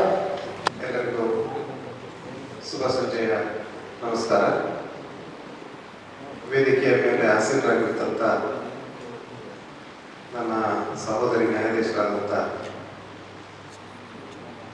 ಶ್ರೀಮತಿ ಹೇಮಾವತಿ, ಪ್ರಧಾನ ಜಿಲ್ಲಾ ಮತ್ತು ಸತ್ರ ನ್ಯಾಯಾಧೀಶರು, ಅದೇ ರೀತಿ ಮತ್ತೊಬ್ಬ ಸಹೋದರ ನ್ಯಾಯಾಧೀಶರಾದಂಥ HR ರವಿಕುಮಾರ್ ಅವರೇ, ಮತ್ತು ವೇದಿಕೆಯ ಮೇಲೆ ಆಸೀನರಾಗಿರ್ತಕ್ಕಂಥ ಎಲ್ಲ ಅಧ್ಯಕ್ಷರು, ಕಾರ್ಯದರ್ಶಿ, ಖಜಾಂಚಿ ಮತ್ತು ಇತರ ಹಾಸನ ವಕೀಲರ ಸಂಘದ ಕಾರ್ಯಕಾರಿ ಸಮಿತಿಯ ಸಂಘದ ಸದಸ್ಯರುಗಳೇ, ಮತ್ತು ವೇದಿಕೆಯ ಮುಂಭಾಗದಲ್ಲಿ ಆಸೀನರಾಗಿರತಕ್ಕಂಥ ನನ್ನ ಸಹೋದರ ಸಹೋದರಿ ನ್ಯಾಯಾಧೀಶರುಗಳೇ, ಹಾಗೂ ಹಾಸನ ವಕೀಲರ ಸಂಘದ ಇತರ ಪದಾಧಿಕಾರಿಗಳೇ, ಮತ್ತು ವಕೀಲರ ಸಂಘದ ಹಿರಿಯ ಕಿರಿಯ ಸರ್ವ ಸಂಘದ ಸದಸ್ಯರೇ, ಮತ್ತು ನ್ಯಾಯಾಧೀಶರಾಗಬೇಕು ಅಂತ ಹೇಳಿ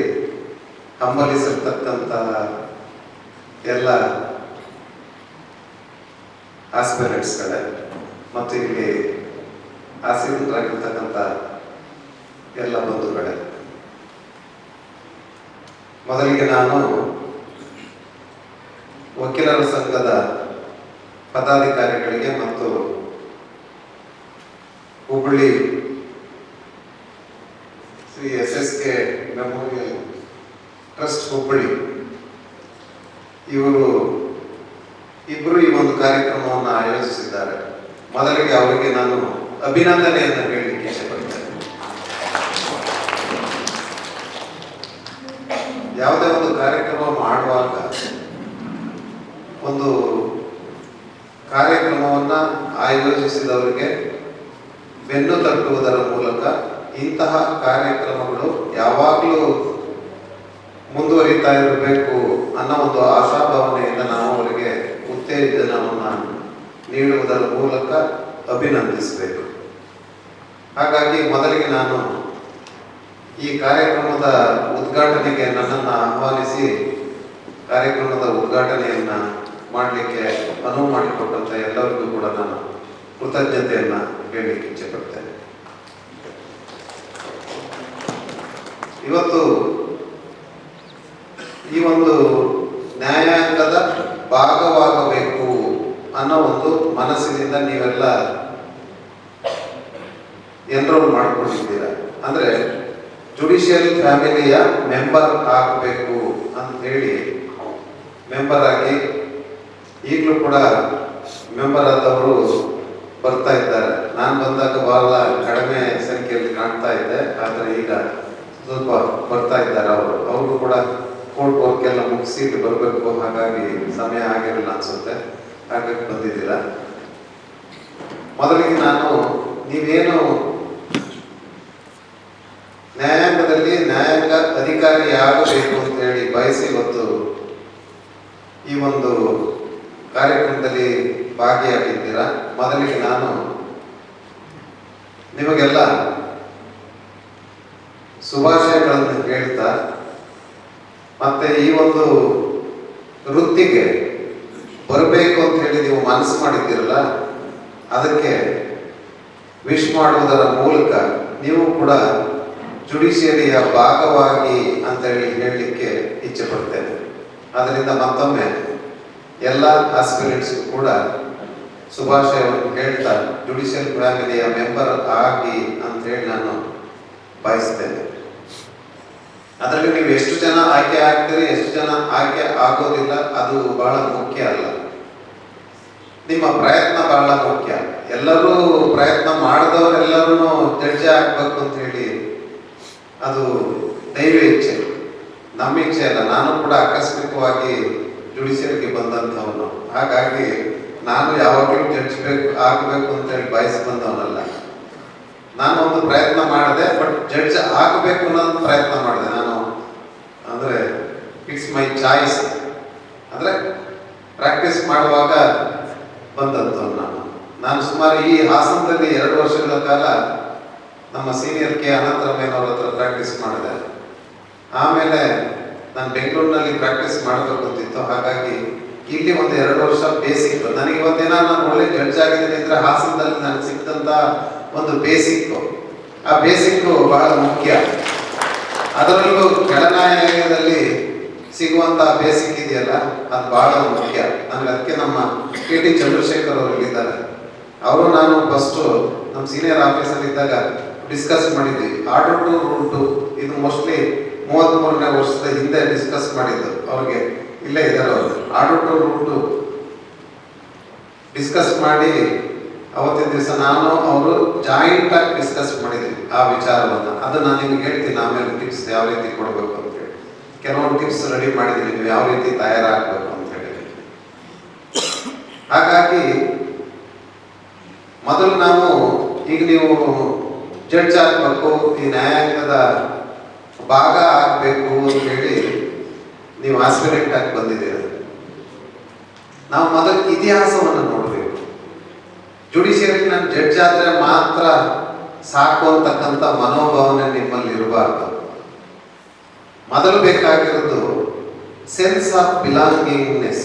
ಅಂದರೆ ಈ ಸೆನ್ಸ್ ಆಫ್ ಬಿಲಾಂಗಿಂಗ್ನೆಸ್ ಅಂತಂದರೆ ನ್ಯಾಷನಲ್ ಕಾನ್ಸಿಯಸ್ನೆಸ್ ಇರಬೇಕು ಬಹುಮುಖ್ಯವಾಗಿ. ಅದರಲ್ಲೂ ಜಡ್ಜ್ ಆಗುವಂಥವ್ರಿಗೆ ಯಾರು ನೀವು ಡಿಸ್ಪೆನ್ಸೇಷನ್ ಆಫ್ ಜಸ್ಟಿಸ್ ಅದರ ಭಾಗ ಆಗಬೇಕು ಅಂತೇಳಿ ನೀವು ಬಯಸ್ತಿರೋ, ಬಹುಮುಖ್ಯವಾಗಿ ನೀವು ನೋಡ್ತಕ್ಕಂಥದ್ದು ನಾನು ನನ್ನ ರಾಷ್ಟ್ರ, ನಾನು ಈ ದೇಶದ ಭಾಗ ಅನ್ನೋದನ್ನ ಮೊದಲು ನೀವು ತಿಳ್ಕೊಳ್ಬೇಕು. ಯಾಕೆಂದ್ರೆ ಇದು ನಾನು ಮುಖ್ಯವಾಗಿ ಹೇಳ್ತೀನಿ, ಪ್ರಯರ್ ಟು ಇಂಡಿಪೆಂಡೆನ್ಸ್ ಇವತ್ತೇನಾದ್ರು ದೇಶದಲ್ಲಿ ಹೆಚ್ಚಿನ ಲೀಡರ್ಸ್ ಹಾಕಿದ್ದಾರೆ ಅಂತಂದ್ರೆ ಅದೆಲ್ಲ ಲಾ ಮಾಡಿದಂಥವ್ರೆ. ಸ್ವಾತಂತ್ರ್ಯ ಹೋರಾಟದಲ್ಲಿ ಭಾಗಿಯಾದವರು, ಸಂವಿಧಾನವನ್ನ ರಚನೆಯಲ್ಲಿ ಭಾಗಿಯಾದಂಥವರು, ಸಂವಿಧಾನ ರಚನೆ ಮಾಡಿಕೊಂಡ ಮೇಲೆ ಈ ದೇಶಕ್ಕೆ ಏನಾದ್ರು ಕೀರ್ತಿ ಬಂದಿದೆ ಅಂತಂದ್ರೆ ಅದು ಲಾ ಗ್ರಾಜುಯೇಟ್ಸ್ ಅಂತೇಳಿ ನಾನು ಹೇಳಿ ಇಚ್ಛೆ ಪಡ್ತೇನೆ. ಅಂದ್ರೆ ಗಾಂಧೀಜಿಯವರು ನೋಡಿ 1885ರಲ್ಲಿ ಅವರು ಚುಕ್ಕಾಣಿಯನ್ನು ಹಿಡ್ಕೊಂಡು ನೇತೃತ್ವವನ್ನು ವಹಿಸಿಕೊಂಡು 1947ವರೆಗೂ ಕೂಡ ಬಹಳಷ್ಟು ಮಂದಿ, ಬರೀ ವಕೀಲರು ಮಾತ್ರ ಅಲ್ಲ, ದೇಶದ ಎಲ್ಲರೂ ಕೂಡ ಯಾರಿಗೆ ಆ ಸೆನ್ಸ್ ಆಫ್ ಬಿಲಾಂಗಿಂಗ್ನೆಸ್ ಇತ್ತು, ನಾನು ನನ್ನ ರಾಷ್ಟ್ರ ಅಂತಕ್ಕಂಥ ಒಂದು ಬಿಲಾಂಗಿಂಗ್ನೆಸ್ ಏನಿತ್ತು, ಅದರಿಂದ ನಾವು ಸ್ವಾತಂತ್ರ್ಯವನ್ನು ಪಡೆದುಕೊಳ್ಳಿಕ್ಕೆ ಸಹಕಾರಿ ಆಯಿತು. 1885 ಅವರು ಮಾಡಿದಂಥ ಒಂದು ನೇತೃತ್ವ ವಹಿಸಿದಂಥವ್ರು ಅವರು. ಬಹಳಷ್ಟು ವಕೀಲರು ಅವರ ಪ್ರೊಫೆಷನ್ನನ್ನೇ ತ್ಯಾಗ ಮಾಡಿ ಸ್ವಾತಂತ್ರ್ಯ ಚಳುವಳಿಯಲ್ಲಿ ಧುಮುಕಿ ನಮಗೆ ಸ್ವಾತಂತ್ರ್ಯವನ್ನು ತಂದುಕೊಟ್ಟಂಥವ್ರು. ಹಾಗಾಗಿ ಮೊದಲು ನಾವು ಅರಿತುಕೊಳ್ಬೇಕಾಗಿರ್ತಕ್ಕಂಥದ್ದು ಇತಿಹಾಸ, ದೇಶದ ಇತಿಹಾಸದಲ್ಲಿ ವಕೀಲರ ಕೊಡುಗೆ ಬಹಳಷ್ಟಿದೆ. ನಂತರದಲ್ಲಿ ಸ್ವಾತಂತ್ರ್ಯ ಸಿಕ್ಕಿದ ಮೇಲೂ ಕೂಡ ಸ್ವಾತಂತ್ರ್ಯ ನಾವು ರಚನೆ ಮಾಡಿದಾಗ, ಸಂವಿಧಾನ ರಚನೆ ಮಾಡಿದಾಗ 398ರಲ್ಲಿ 205 ಜನ ವಕೀಲರು ಇದ್ರು. ಅದರಲ್ಲಿ 15 ಜನ ಹೆಣ್ಮಕ್ಳು ಕೂಡ ಇದ್ರು. ಅದರಲ್ಲಿ 2 ವಕೀಲರು ಇದ್ರು ಹೆಣ್ಮಕ್ಳಲ್ಲಿ 15ರಲ್ಲಿ. ಅಂದ್ರೆ ಬೇರೆಯವರು ಇದ್ರು, ಬಟ್ ಜೆಂಟ್ಸ್ ಅಲ್ಲಿ ಹೆಚ್ಚಿನದಾಗಿ 398ರಲ್ಲಿ 250 2/3 ವಕೀಲರು ಇದ್ದಂಥದ್ದು. ಹಾಗಾಗಿ ನಾವು ಅದನ್ನ ಮೊದಲು ಗಮನಿಸ್ಕೊಳ್ಬೇಕು, ಗಮನದಲ್ಲಿ ಇಟ್ಕೊಳ್ಬೇಕು. ಇದು ಇತಿಹಾಸ, ದೇಶದ ಇತಿಹಾಸದ ಬಗ್ಗೆ. ಈಗ ನಿಮಗೆ ಗೊತ್ತಿದೆ, ಇವತ್ತು ದೇಶದಲ್ಲಿ ಸರ್ಕಾರಗಳ ರಚನೆ ಮಾಡುವಾಗ 3 ಅಂಗಗಳದರಲ್ಲಿ ಬಹುಮುಖ್ಯವಾಗಿ ಜುಡಿಷಿಯರಿ. ನಾವು ನಮ್ಮದೇ ಆದ ಒಂದು ಡೆಮಾಕ್ರಸಿಯನ್ನ, ಗೌರ್ಮೆಂಟ್ ಅನ್ನ ಇಟ್ಕೊಂಡು ಪಾರ್ಲಿಮೆಂಟರಿ ಸಿಸ್ಟಮ್ ಗೌರ್ಮೆಂಟ್ ನಾವು ಹೊಂದಿದ್ದೇವೆ. ಈ ಡೆಮಾಕ್ರಸಿ ಸದೃಢವಾಗಬೇಕಾದ್ರೆ, ಇವತ್ತೇನಾದ್ರು ಈ ದೇಶದಲ್ಲಿ ಏನಾದ್ರು ಡೆಮಾಕ್ರಸಿ ಸದೃಢವಾಗಿದೆ ಅಂತಂದ್ರೆ ಅದು that is because of judiciary. ಅಂದ್ರೆ ಜುಡಿಷಿಯರಿ ಇಂದ ಹೋಗಿದ್ರೆ ಇವತ್ತು ಅರಾಜಕತೆ ದೇಶದಲ್ಲಿ ಇರ್ತಾ ಇತ್ತು. ಅದು ಇವತ್ತು ನಾವು ಇವತ್ತು ಕಾಣ್ತಾ ಇಲ್ಲ. ಅಲ್ಲಿ ಸ್ವಲ್ಪ ಅಪರೇಷನ್ಸ್ ಇದೆ, ಇಲ್ಲ ಅಂತ ನಾನು ಹೇಳೋದಿಲ್ಲ. ಆದರೆ ಜುಡಿಷಿಯರಿ ಇರೋದ್ರಿಂದ ನೋಡಿ, ಇಡೀ ಪ್ರಪಂಚದಲ್ಲಿ ಒಂದು ದೊಡ್ಡ ಪ್ರಜಾಪ್ರಭುತ್ವ ರಾಷ್ಟ್ರವನ್ನು ನಾವು ಹೊಂದಿದ್ದೇವೆ ಅಂತಂದ್ರೆ ಅದು ನಾವು ಹೆಮ್ಮೆಯಿಂದ ಹೇಳ್ಕೊಳ್ಬಹುದು. ನಮ್ಮ ರಾಷ್ಟ್ರ ಭಾರತ ಇಡೀ ಪ್ರಪಂಚದಲ್ಲಿ ದೊಡ್ಡ ಪ್ರಜಾಪ್ರಭುತ್ವ ರಾಷ್ಟ್ರವನ್ನು ಹೊಂದಿದೆ ಅಂತ ನಾವು ಹೇಳ್ಕೊಳ್ಬಹುದು. ಆ ಪ್ರಜಾಪ್ರಭುತ್ವ ಗಟ್ಟಿಗೊಂಡಿದೆ ಅಂತಂದ್ರೆ ಅದರಲ್ಲಿ ನ್ಯಾಯಾಂಗದ ಪಾತ್ರ ಬಹಳ ಮುಖ್ಯ. ಅಂದ್ರೆ judiciary is the watch dog of democracy ಅಂತ ನಾವು ಹೇಳ್ತೇವೆ.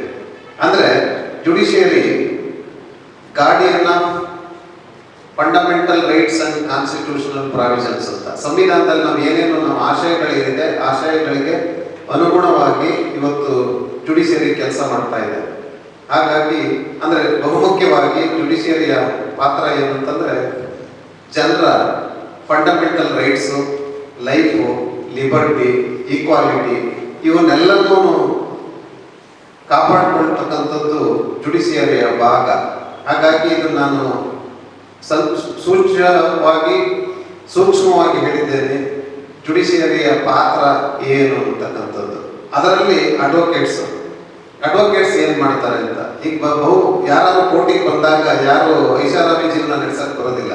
ಅವ್ರ ಫಂಡಮೆಂಟಲ್ ಹಕ್ಕಿಗೆ ಚ್ಯುತಿ ಬಂದಾಗ, ಮತ್ತೆ ಅವರಿಗೆ ಏನಾದರೂ ತೊಂದರೆ ಆದಾಗ, ಎಲ್ಲೂ ನ್ಯಾಯ ಸಿಗದಿದ್ದಾಗ ಮತ್ತೆ ಕೋರ್ಟಿಗೆ ಬಂದು ಅಟ್ಲೀಸ್ಟ್ ಮುಂದೇನೋ ವಿಶ್ವಾಸವನ್ನು ಇಟ್ಕೊಂಡು, ಕೋರ್ಟಿನ ಮೇಲೆ ವಿಶ್ವಾಸವನ್ನು ಇಟ್ಕೊಂಡು ಇಲ್ಲಿ ನನಗೆ ನ್ಯಾಯ ಸಿಗುತ್ತೆ ಅಂತ ಹೇಳಿ ಬರ್ತಾರೆ. ಅಂದ್ರೆ advocates deal with the public rights, ಅವ್ರ ಪ್ರಾಪರ್ಟಿ, ಅವ್ರ ಲೈಫ್ ಎಲ್ಲವನ್ನು ಡೀಲ್ ಮಾಡ್ತಕ್ಕಂಥವ್ರು ಅಡ್ವೊಕೇಟ್ಸ್. ಹಾಗಾಗಿ I can call it as law is A tool of service ಅಂತ. ಕಾನೂನು ಜನರ ಸೇವೆ ಮಾಡಲಿಕ್ಕೆ ಇರ್ತಕ್ಕಂಥದ್ದು. ನಾವು ಸ್ವಲ್ಪ ಇತ್ತೀಚಿನ ದಿನಗಳಲ್ಲಿ ಅದನ್ನ ಮರ್ತ್ಕೊಂಡ್ಬಿಟ್ಟಿದ್ದೀವಿ. ಸ್ವಾತಂತ್ರ್ಯದ ಇತಿಹಾಸವನ್ನು ನಾನು ಯಾಕೆ ಈ ಸಂದರ್ಭದಲ್ಲಿ ನೆನಪಿಸ್ತೇನೆ ಅಂತಂದ್ರೆ, ಅವತ್ತಿನ ದಿನಕ್ಕೂ ಇವತ್ತಿನ ದಿನಕ್ಕೂ ಜನರಲ್ಲಿ ಅವತ್ತು ನಾನು ನನ್ನ ರಾಷ್ಟ್ರ ಸದೃಢಗೊಳಿಸ್ಬೇಕು ಅಂತ ಮನಸ್ಸುಗಳಿದ್ದಂಥವು ಇತ್ತೀಚಿನ ದಿನಗಳಲ್ಲಿ ಸ್ವಲ್ಪ ಕಡಿಮೆ ಆಗ್ತಾ ಇದೆ. ಅದಕ್ಕೋಸ್ಕರ ನಾನು ಇತಿಹಾಸವನ್ನು ಈ ಸಂದರ್ಭದಲ್ಲಿ ನೆನೆಸಿದ್ದೇನೆ. ಜೊತೆಗೆ ಜುಡಿಷಿಯರಿಯ ಪಾತ್ರ ಏನು ಅನ್ನೋದ್ರ ಬಗ್ಗೆ ಕೂಡ ನೆನಪಿಸಿದ್ದೇನೆ. ಈಗಾಗಲೇ ಹೇಳಿದ್ದೇನೆ, ಪ್ರಜಾಪ್ರಭುತ್ವ ಇವತ್ತು ಗಟ್ಟಿಕೊಂಡಿದೆ ಅಂತಂದ್ರೆ ಅದು ಜುಡಿಷಿಯರಿಯ ಪಾತ್ರ ಬಹಳ ಮುಖ್ಯ ಅಂತ ಹೇಳಿ. ಈಗ ಜುಡಿಷಿಯರಿ ಅಂದ ತಕ್ಷಣ ನನಗೆ ಕಂಡುಬಂದು ನಿಲ್ತಕ್ಕಂಥದ್ದು 2, ಅಂದ್ರೆ advocates, judges. Faces of coin, two faces of a coin. ಅಂದರೆ ನ್ಯಾಯಾಧೀಶರು, ವಕೀಲರು ಒಟ್ಟೊಟ್ಟಿಗೆ ಹೋದಾಗ ಮಾತ್ರ ಈ ದೇಶದಲ್ಲಿ ಅರಾಜಕತೆಯನ್ನು ನಿಲ್ಲಿಸಬಹುದು. ಮಾಕರಿ ಆಫ್ ಜಸ್ಟಿಸ್ ಏನಾಗ್ತದೋ ಅದನ್ನು ತಪ್ಪಿಸ್ಲಿಕ್ಕೆ ಸಾಧ್ಯ ಆಗ್ತಕ್ಕಂಥದ್ದು. ಹಾಗಾಗಿ advocates must see that the rule of law is established in the country. ದೇಶದಲ್ಲಿ ಅರಾಜಕತೆ ಉಂಟಾಗದಾಗೆ ದೇಶವನ್ನ ಸಂರಕ್ಷಿಸತಕ್ಕಂಥ ಕೆಲಸ ಕೂಡ ವಕೀಲರದ್ದು. ಅದಕ್ಕೆ ನಾನಿಲ್ಲಿ ಎರಡು ಹೇಳ್ತೇನೆ. ಒಂದು ಜುಡಿಷಿಯರಿ ಬಗ್ಗೆ ಹೇಳಿದೆ. ಯಾರ್ಯಾರು ನೀವು ಜಡ್ಜಸ್ ಆಗಬೇಕು ಅಂತ ಆಸ್ಪಿರೇಷನ್ ಇಟ್ಕೊಂಡಿದ್ದೀರಿ, ನಿಮ್ಮ ಕರ್ತವ್ಯವನ್ನು ಇಲ್ಲಿ ನೆನೆಸಿದ್ದೇನೆ. ಎರಡನೇದಾಗಿ ವಕೀಲರು, ನೀವು ಯಾರು ಈ ಜಡ್ಜಸ್ ಆಗ್ಬೇಕು ಅಂತ ಹೊರಟಿದ್ದೀರಿ, ನೀವು ಜಡ್ಜ್ ಆಗದೇ ಇರಬಹುದು, ಆದರೆ ನಿಮ್ಮ ಪಾತ್ರ ಬಹಳ ಇದೆ. ಈ ದೇಶವನ್ನು ಸದೃಢಗೊಳಿಸಬೇಕಾದ್ರೆ, ದೇಶ ಅರಾಜಕತೆ ಕಡೆಗೆ ಹೋಗದೆ ಇರಬೇಕು ಅಂತಂದ್ರೆ ವಕೀಲರ ಪಾತ್ರ ಬಹಳ ಮುಖ್ಯ. ಹಾಗಾಗಿ ದೇಶವನ್ನು ಸಂರಕ್ಷಿಸುವಂತ ಕೆಲಸ ವಕೀಲರದ್ದು ಇದೆ, ಜೊತೆಗೆ ನ್ಯಾಯಾಧೀಶಗಳದ್ದು ಇದೆ ಅನ್ನೋದಕ್ಕೋಸ್ಕರ ಈ ಸಂದರ್ಭದಲ್ಲಿ ಹೇಳಿದ್ದೆ. ಈಗ ನಾನು ಸಬ್ಜೆಕ್ಟಿಗೆ ಬರ್ತೇನೆ. ಇವತ್ತು ನೀವೇನು ಸಬ್ಜೆಕ್ಟ್ ಅನ್ನ ಇಟ್ಟಿದ್ದೇರಿ, ಉದ್ಘಾಟನೆಯನ್ನು ನನ್ನ ಮೂಲಕ ಮಾಡಿಸ್ತಾ ಇದ್ದೇರಿ. ನಾನು ನಿಮ್ಮ ಹಾಗೆ ಸರ್ಕಾರಿ ಕಾಲೇಜಿನಲ್ಲಿ PUC ವರೆಗೆ ಓದಂಥವ್ರು. ಯಾಕೆ ಇದನ್ನ ಈ ಮಾತನ್ನು ನಾನು ಈ ಸಂದರ್ಭದಲ್ಲಿ ಹೇಳ್ತೇನೆ ಅಂತಂದ್ರೆ, ನಮ್ಮ ಆಸ್ಪಿರೆಂಟ್ಸ್ ಬಹಳಷ್ಟು ಜನ ಇದ್ದೀರಿ, ರೂರಲ್ ಬ್ಯಾಕ್ ಗ್ರೌಂಡ್ ಕೂಡ ಇದ್ದೀರಿ. ನೀವು ನಿಮ್ಮ ತಲೆಯಲ್ಲಿ ಏನಿರ್ತದೆ ಅಂದ್ರೆ ಒಂದು ರೀತಿ ಇನಿಬಿಷನ್ ಇರ್ತದೆ. ಇನಿಬಿಷನ್ ಏನು ಅಂತಂದ್ರೆ, ನಾನು ನಗರದ ವ್ಯಕ್ತಿಗಳ ಜೊತೆ, ನಾನು ನಗರದಲ್ಲಿ ಕಾನ್ವೆಂಟ್ನಲ್ಲಿ ಓದಂತ ಸ್ಟೂಡೆಂಟ್ಸ್ ಇರ್ತಾರೆ, ಅವ್ರ ಜೊತೆ ನಾನು ಕಾಂಪೀಟ್ ಮಾಡಕ್ ಆಗಲ್ಲ, ನನಗೆ ಇಂಗ್ಲಿಷಲ್ಲಿ ಕಡಿಮೆ ನಾಲೆಡ್ಜ್ ಇದೆ ಅಂತಕ್ಕಂಥದ್ದು ನಿಮ್ಮ ಮನಸ್ಸಿನಲ್ಲಿ ಇರುತ್ತೆ. ಅದನ್ನು ಮೊದಲು ಕಿತ್ತಾಕಿ ನೀವು. ಅದಕ್ಕೆ ನಾನು ಹೇಳಿದೆ, ನನ್ನ ಎಕ್ಸಾಂಪಲ್ ನಾನು ಕೊಟ್ಟೆ. ನಾನು ಸರ್ಕಾರಿ ಕಾಲೇಜಲ್ಲಿ ಓದಿದ್ರು ಕೂಡ ನಾನು ಇಂಗ್ಲಿಷ್ ಕಲ್ತಿದ್ದೆ LLB ಬಂದಾಗ. ನಾನು ಅದು ಯಾವಾಗಲೂ ಹೇಳ್ತಾ ಇರ್ತೀನಿ. ನಾನು LLB ಬಂದಾಗ 5 year ಕೋರ್ಸ್ LLB ನಲ್ಲಿ ಗ್ರಾಮರ್ ಇತ್ತು, 100 marks ಗ್ರಾಮರ್. ನಾನು ಗ್ರಾಮರ್ ಕಲ್ತಿದ್ದೆ LLB ನಲ್ಲಿ. ಫಸ್ಟ್ 5 year ಕೋರ್ಸ್ LLB ನಲ್ಲಿ ಇದ್ದಾಗ ಇಂಗ್ಲಿಷ್. ನಾನು ಯಾವಾಗಲೂ ಹೇಳ್ತಾ ಇರ್ತೇನೆ, verb, adverb, adjective, noun, pronoun ಎಲ್ಲವನ್ನು ಕಲ್ತಿದ್ದೆ ನಾನು LLB ನಲ್ಲಿ ಸೇರಿದಾಗ. ನನಗೆ ಸೆಕೆಂಡ್ PUC ವರೆಗೂ ಇಂಗ್ಲಿಷ್ ಲೆಕ್ಚರ್ ಇರಲಿಲ್ಲ, ಹೈಸ್ಕೂಲಲ್ಲೂ ಇರಲಿಲ್ಲ, ಕಾಲೇಜಿನಲ್ಲೂ ಇರಲಿಲ್ಲ. ಲಾಕ್ ಬಂದು ಸೇರ್ಕೊಂಡಾಗ ಆ ಒಂದು ಸ್ವಲ್ಪ ಹ್ಯುಮಿಲಿಯೇಷನ್ ನನಗೆ ಆಯ್ತು, ಇಂಗ್ಲಿಷ್ ನನಗೆ ಗೊತ್ತಿರಲಿಲ್ಲ ಅಂತ. ಕಾನ್ವೆಂಟಲ್ಲಿ ಓದಂತ ಒಬ್ಬ ಲೆಕ್ಚರರ್ನ ನಮಗೆ ಎಂ ಕೃಷ್ಣ ಲಾ ಕಾಲೇಜ್ನಲ್ಲಿ ಅಪಾಯಿಂಟ್ ಮಾಡಿದ್ರು. ಗ್ರಾಮರು ಒಂದು ಸೆಂಟೆನ್ಸ್ ಫಾರ್ಮೇಷನ್ ಮಾಡಕ್ ಬರ್ತಾ ಇರಲಿಲ್ಲ ಅವಾಗ. ಫಸ್ಟ್ ಇಯರ್ ಇಂಗ್ಲೀಷಲ್ಲಿ ಫೇಲು ನಾನು, ಎಲ್ಲ ಸಬ್ಜೆಕ್ಟಲ್ಲಿ ಫಸ್ಟ್ ಕ್ಲಾಸ್, ಆದರೆ ಇಂಗ್ಲೀಷ್ ಗ್ರಾಮರ್ ಬರೀ 30. ಅದು ಯಾಕೆ 30 ಬಂತು ಅಂದರೆ, ನಾನು ಯಾವಾಗ ಒಂದು ರೀತಿ ಅವರು ಕಾಲೇಜಿನಲ್ಲಿ ಓದಂತ ಪ್ರಿನ್ಸಿಪಾಲ್ ನಮ್ಮಲ್ಲಿ ಏನು ಕೊರತೆ ಇದೆಯೋ ಆ ಕೊರತೆನ ತುಂಬಲಿಲ್ಲ. ಕೊರತೆ ತುಂಬೋದ್ರ ಅದ್ರ ಜೊತೆಗೆ ನಮ್ಮನ್ನು ಒಂದರ ನೋಡೋ ದೃಷ್ಟಿಕೋನ ಅವ್ರು ಚೇಂಜ್ ಇತ್ತು. ಅದಕ್ಕೆ ನಾನು ಇಂಗ್ಲೀಷ್ ಕ್ಲಾಸ್ಗೆ ಬಂಕ್ ಮಾಡ್ತಾ ಇದ್ದೆ, ಆ ಕ್ಲಾಸ್ಗೆ ಹೋಗ್ತಾನೆ ಇರಲಿಲ್ಲ. ಅದಕ್ಕೆ ನಾನು ಯಾವಾಗಲೂ ನೆನೆಸ್ಕೊಳ್ತೀನಿ, ಪ್ರೊಫೆಸರ್ ಶಕಾಫ್ ಅಂತ ಹೇಳಿದ್ರು, ಸ್ಪೀಕಿಂಗ್ ಕೋರ್ಸ್ ಮಾಡೋರು ಹಾಸನದಲ್ಲಿ. ಅವ್ರು ಇವತ್ತು ಇಲ್ಲ, ಆದ್ರೆ ನಾನು ಇವತ್ತು ನೆನೆಸ್ಕೊಳ್ತಾ ಇದ್ದೇನೆ ಅಂತಂದ್ರೆ ಯಾಕೆ ಅಂತಂದ್ರೆ, ಅವರ ಒಂದು verb, adverb, adjective, noun, pronoun, proverb, idioms ಎಲ್ಲವನ್ನೂ ಹೇಳ್ಕೊಟ್ಟವ್ರು ಅವರು. ನನಗೆ ಫಸ್ಟ್ ಎಕ್ಸಾಮ್ ಅಲ್ಲಿ ಚಂದ್ರಶೇಖರ್ ಕೂಡ ನನ್ನ ಕ್ಲಾಸ್ಮೇಟ್, ಕಾಲೇಜ್ ಮೇಟೇನೆ, 30 ಬಂದಿತ್ತು. ಸಪ್ಲಿಮೆಂಟ್ರಿ ಅವ್ರು ಬಂದ್ರು, ಕಾಲೇಜ್ನವ್ರಿಗೆ ಗೊತ್ತಾಯ್ತು ಇವ್ರು ಸರಿಯಾಗಿ ಕಾನ್ವೆಂಟಲ್ಲಿ ಓದ ಲೆಕ್ಚರರ್ ಸರಿಯಾಗಿ ಪಾಠ ಮಾಡ್ತಾ ಇಲ್ಲ ಅಂತ ಅವ್ರಿಗೆ ಗೊತ್ತಾಯ್ತು. ಅದಕ್ಕೆ ಶಕಾಫನ್ನ ತಂದು ಹಾಕಿದ್ರು ಸೆಕೆಂಡ್ ಇಯರ್ ಇದ್ದಾಗ. ನನಗೆ 30 ಇದ್ದಿದ್ದು 70 ಆಯ್ತು. 30 ಮಾರ್ಕ್ಸ್ ತಗೊಂಡಿದ್ದೆ, ಫೇಲ್ ಆಗಿದ್ದೆ.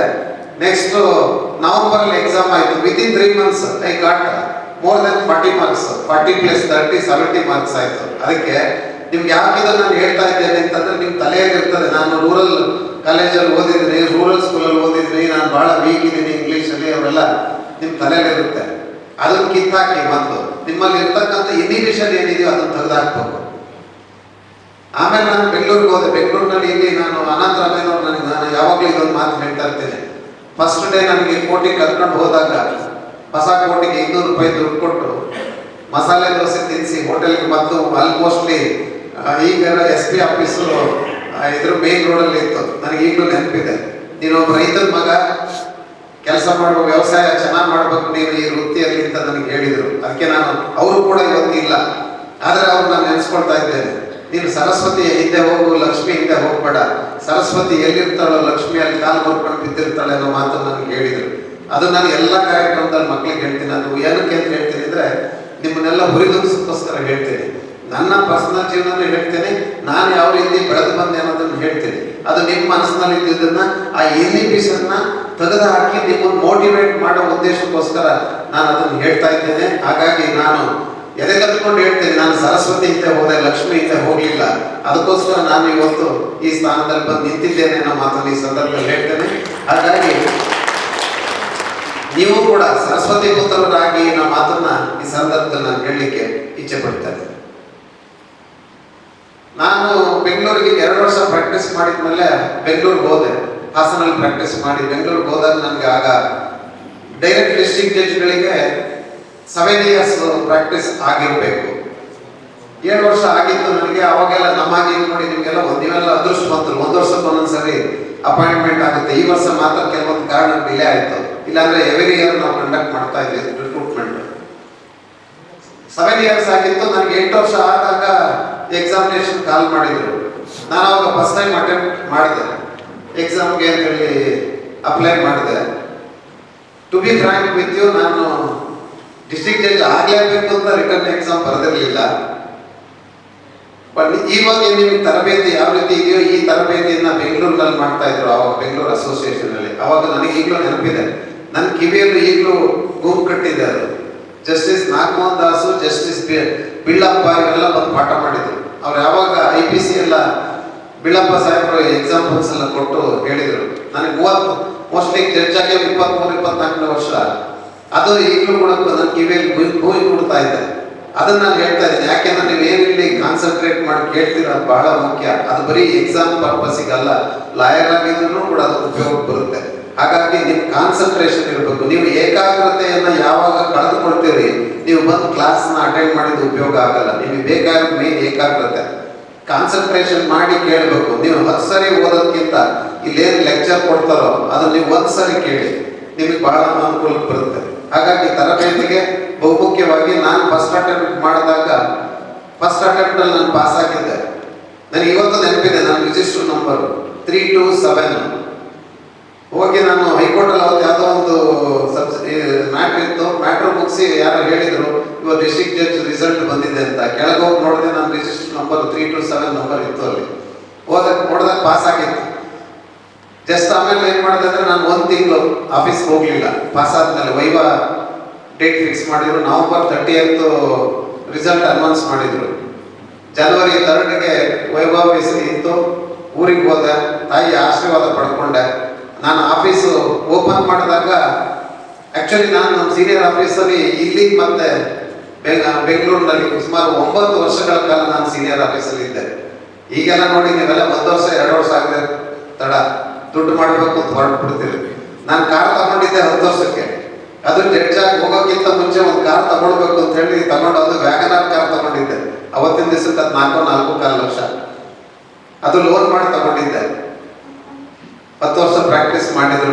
ಅದಕ್ಕೆ ನಾನು ಹೇಳಿದ್ದು ಸರಸ್ವತಿ ಹಿಂದೆ ಹೋದೆ, ಲಕ್ಷ್ಮಿ ಹಿಂದೆ ಹೋಗಲಿಲ್ಲ ಅಂತ ಹೇಳಿ. ಅದಕ್ಕೆ ನಿಮಗೆ ಎಕ್ಸಾಂಪಲ್ ಹೇಳ್ತೀನಿ. ನೀವು ನೋಡಿ, ಈಗ ಒಂದು ಸೀನಿಯರ್ ಆಫೀಸರ್ 1 ವರ್ಷ 2 ವರ್ಷ ನೀವು ಕೆಲಸ ಮಾಡಲ್ಲ, ಅಲ್ಲಿ ಬಂದು ಹಿಂದೇನೋ ಮಾಡ್ತಿರ್ತೀರಿ. ಹಣದ ಹಿಂದೆ ಬೀಳ್ಬಿಡಿ ಅನ್ನೋದಕ್ಕೆ ನಾನು ಅದನ್ನು ಹೇಳಿದೆ. ಅದಕ್ಕೆ ನಾನು ಯಾವಾಗಲೂ ಹೇಳ್ತಾ ಇರ್ತೀನಿ, ಲಾಯರ್ಸ್ಗಳಿಗೆ ಮೊದಲು 5 ವರ್ಷ ಫೀಸ್ ಇಲ್ಲ, 5 ವರ್ಷ ಬರೀ ಕಲಿಕೆ, ಆಮೇಲೆ ಫೀಸ್ ಆವಾಗ ಬರ್ತಾ ಇರ್ತದೆ. ನೀವು ಬೇಡ ಅಂದ್ರೆ ಬರ್ತದೆ ಫೀಸು. ಹಾಗಾಗಿ ಫಸ್ಟ್ 5 years ಬಹಳ ಕಷ್ಟ. ನಾನು ಬೆಂಗಳೂರಿಗೆ ಶಿಫ್ಟ್ ಆದವನು ಬೇಡ, ಪ್ರೊಫೆಷನ್ ಬಿಟ್ಬಿಟ್ಟು ವಾಪಸ್ ಬಂದ್ಬಿಡೋಣ ಅಂತ ಯೋಚನೆ ಮಾಡಿದ್ದೆ. ಅಲ್ಲಿಯ ಟ್ರಾಫಿಕ್ಕು, ಅಲ್ಲಿಯ ವಾತಾವರಣ ನೋಡಿದಾಗ ಆಗ ಅನಿಸಿತ್ತು, ಬೇಡ ಈ ಕೆಲಸ ಬೇಡ, ಯಾವ್ದಾದ್ರು ಬೇರೆ ಎಂಪ್ಲಾಯ್ಮೆಂಟ್ ಮಾಡ್ಕೊಳ್ಳೋಣ ಅಂತಲೂ ಚಿಂತನೆಯನ್ನು ಮಾಡಿದ್ದೆ. ಅದು ಹಣೆ ಬರಹ ಇಲ್ಲಿಗೆ ತಂದು ನಿಲ್ಲಿಸಿದೆ. ಅದು ಕೇಳ್ತಾ ಇದ್ದೀನಿ, ನೀವು ಯಾವಾಗಲೂ ಮನಸ್ಸಿನಲ್ಲಿ ಒಂದು ದೃಢ ಚಿಂತನೆಯಿಂದ ಕೆಲಸ ಮಾಡಬೇಕಾಗ್ತದೆ. ನನಗೆ ಪಾಸ್ ಆಗಿತ್ತು. ಯಾಕೆ ಕೇಳಿದೆ ಅಂದರೆ ನಿಮಗೆ ಅನಿಸಿರ್ಬೋದು, ನಾನು ಇಂಗ್ಲೀಷ್ ಕಲ್ತಿದ್ದೆ LLB ಅಂತ ಅಂದಾಗ ನಾನು ವೈಭವ ಬಸ್ಸಿನಲ್ಲಿ ಅವತ್ತಿನ ದಿವಸಕ್ಕೆ ಇದ್ದಿದ್ದು 15 ಪೋಸ್ಟ್ ಅನಿಸುತ್ತೆ. 13 ಜನ ಪಾಸ್ ಆಗಬೇಕಿತ್ತು. ಈಗ ನಿಮ್ಮ ಅದೃಷ್ಟ, ಈಗ ಪಾಸ್ ಆಗೋ ಸಂಖ್ಯೆ ಕಡಿಮೆ. ನಾವು 106 ಜನ ಪಾಸ್ ಆಗಿದ್ವಿ. ಆವಾಗ 106 ಜನದಲ್ಲಿ ನಾವು 13 ಜನ ಸೆಲೆಕ್ಟ್ ಆಗಿದ್ದು. ಈಗ ಜಡ್ಜ್ ಪೋಸ್ಟಿಗಿಂತ ಪಾಸ್ ಆಗೋರ ಸಂಖ್ಯೆ ಕಡಿಮೆ. ಹಾಗಾಗಿ ನಿಮ್ಗಳಿಗೆ ಬಹಳಷ್ಟು ಅವಕಾಶ ಇದೆ. ಅದು ಯಾಕೆ ಅಂತ ನೀವೇ ಯೋಚನೆ ಮಾಡಿ. ಜಡ್ಜ್ ಸಂಖ್ಯೆಗೆ ಪೋಸ್ಟ್ಗಿಂತ ಕಡಿಮೆ ಜನ ಪಾಸ್ ಆಗ್ತಾರೆ ಅಂತಂದ್ರೆ ನಿಮ್ಮಲ್ಲಿ ಕೊರತೆ ಇದೆ. ಏನು ಕೊರತೆ ಅಂತಂದ್ರೆ ವರ್ಕ್ ಕಲ್ಚರ್ ಇಲ್ಲ. ಕೆಲಸ ಮಾಡಬೇಕು ಅಂತಕ್ಕಂಥದ್ದಿಲ್ಲ. ನಾನು ಬೆಳಗ್ಗೆ 8:15ಗೆ ನಮ್ಮ ಸೀನಿಯರ್ ಆಫೀಸ್ಗೆ ಹೋಗಿ ಬೆಳಗ್ಗೆ ಬರುವಾಗ ಬ್ಯಾಗ್ ತಗೊಂಡು ಹೋಗೋದು, ಬ್ಯಾಗ್ ತಗೊಬರೋದು ನಾವೇ ಕೈಯಲ್ಲಿ ಹಿಡ್ಕೊಂಡು ಓಡಾಡ್ತಾ ಇದ್ವಿ ಅವಾಗ. ಅಂತ ಪರಿಸ್ಥಿತಿ ಇತ್ತು. ಈಗ ಸೀನಿಯರ್ ಆಫೀಸ್ಗೆ ಹೋಗಲ್ಲ, ಕೋರ್ಟಿಗೆ ಡೈರೆಕ್ಟಾಗಿ ಬರೋಂಥ ಒಂದು ಮನಸ್ಥಿತಿ ನಿಮ್ಮಲ್ಲಿ ಇದೆ. ಆಫೀಸ್ಗೆ ಹೋಗ್ಬೇಕು, ಫಸ್ಟು ಕೆಲಸ ಅಲ್ಲಿಂದಲೇ ಕಲಿಬೇಕು ನೀವು. ಅದಕ್ಕೆ ನಾನು ಹೇಳಿದ್ದು ವರ್ಕ್ ಕಲ್ಚರ್ ಇದೆಯಲ್ಲ, ನೀವು ವರ್ಕ್ ಕಲ್ಚರ್ ನೀವು ಅಡಾಪ್ಟ್ ಮಾಡ್ಕೊಳ್ಳಿಲ್ಲ ಅಂದರೆ ನಿಮ್ಗೆ ಯಶಸ್ಸು ಸಿಗೋದಿಲ್ಲ. ಎಲ್ಲ ಹೋಗ್ಕೊಂಡ್ಕೆಲ್ಲ ಒಂದು ಕಡೆ ಅವಕಾಶಗಳು ಸಿಕ್ಕಿರ್ತದೆ, ಅದು ಜಾಸ್ತಿ ದಿವಸ ಇರಲ್ಲ, ಲಾಂಗ್ ರನ್ನಲ್ಲಿ ಇರೋದಿಲ್ಲ. ಅದು ನಿಮಗೆ ಬೇಕಾಗಿರ್ತಕ್ಕಂಥದ್ದು ನಿಮಗೆ ಕೆಪಾಸಿಟಿ 2 ರಿಸರ್ಚ್ ಮಾಡ್ತಕ್ಕಂಥ ಒಂದು ಕೆಪಾಸಿಟಿನ ನೀವು ಬಿಲ್ಡ್ ಮಾಡ್ಕೋಬೇಕು. ಯಾವ ಸಬ್ಜೆಕ್ಟ್ ಬರುತ್ತೆ, ಯಾವ ಸಬ್ಜೆಕ್ಟ್ ಕೋರ್ಟಲ್ಲಿ ನೀವು ಇರಬೇಕು. ಯಾವಾಗಲೂ ಕೋರ್ಟ್ ನಡೀತಾ ಇರುವಾಗ ಕೋರ್ಟ್ ಒಳಗಡೆ ಇರಬೇಕು. ನೀವು ಕೋರ್ಟ್ ಹೊರಗಡೆ ಹೋದ್ರಿಂದ ನಿಮ್ಗೆ ಜ್ಞಾನ ಬರೋದಿಲ್ಲ.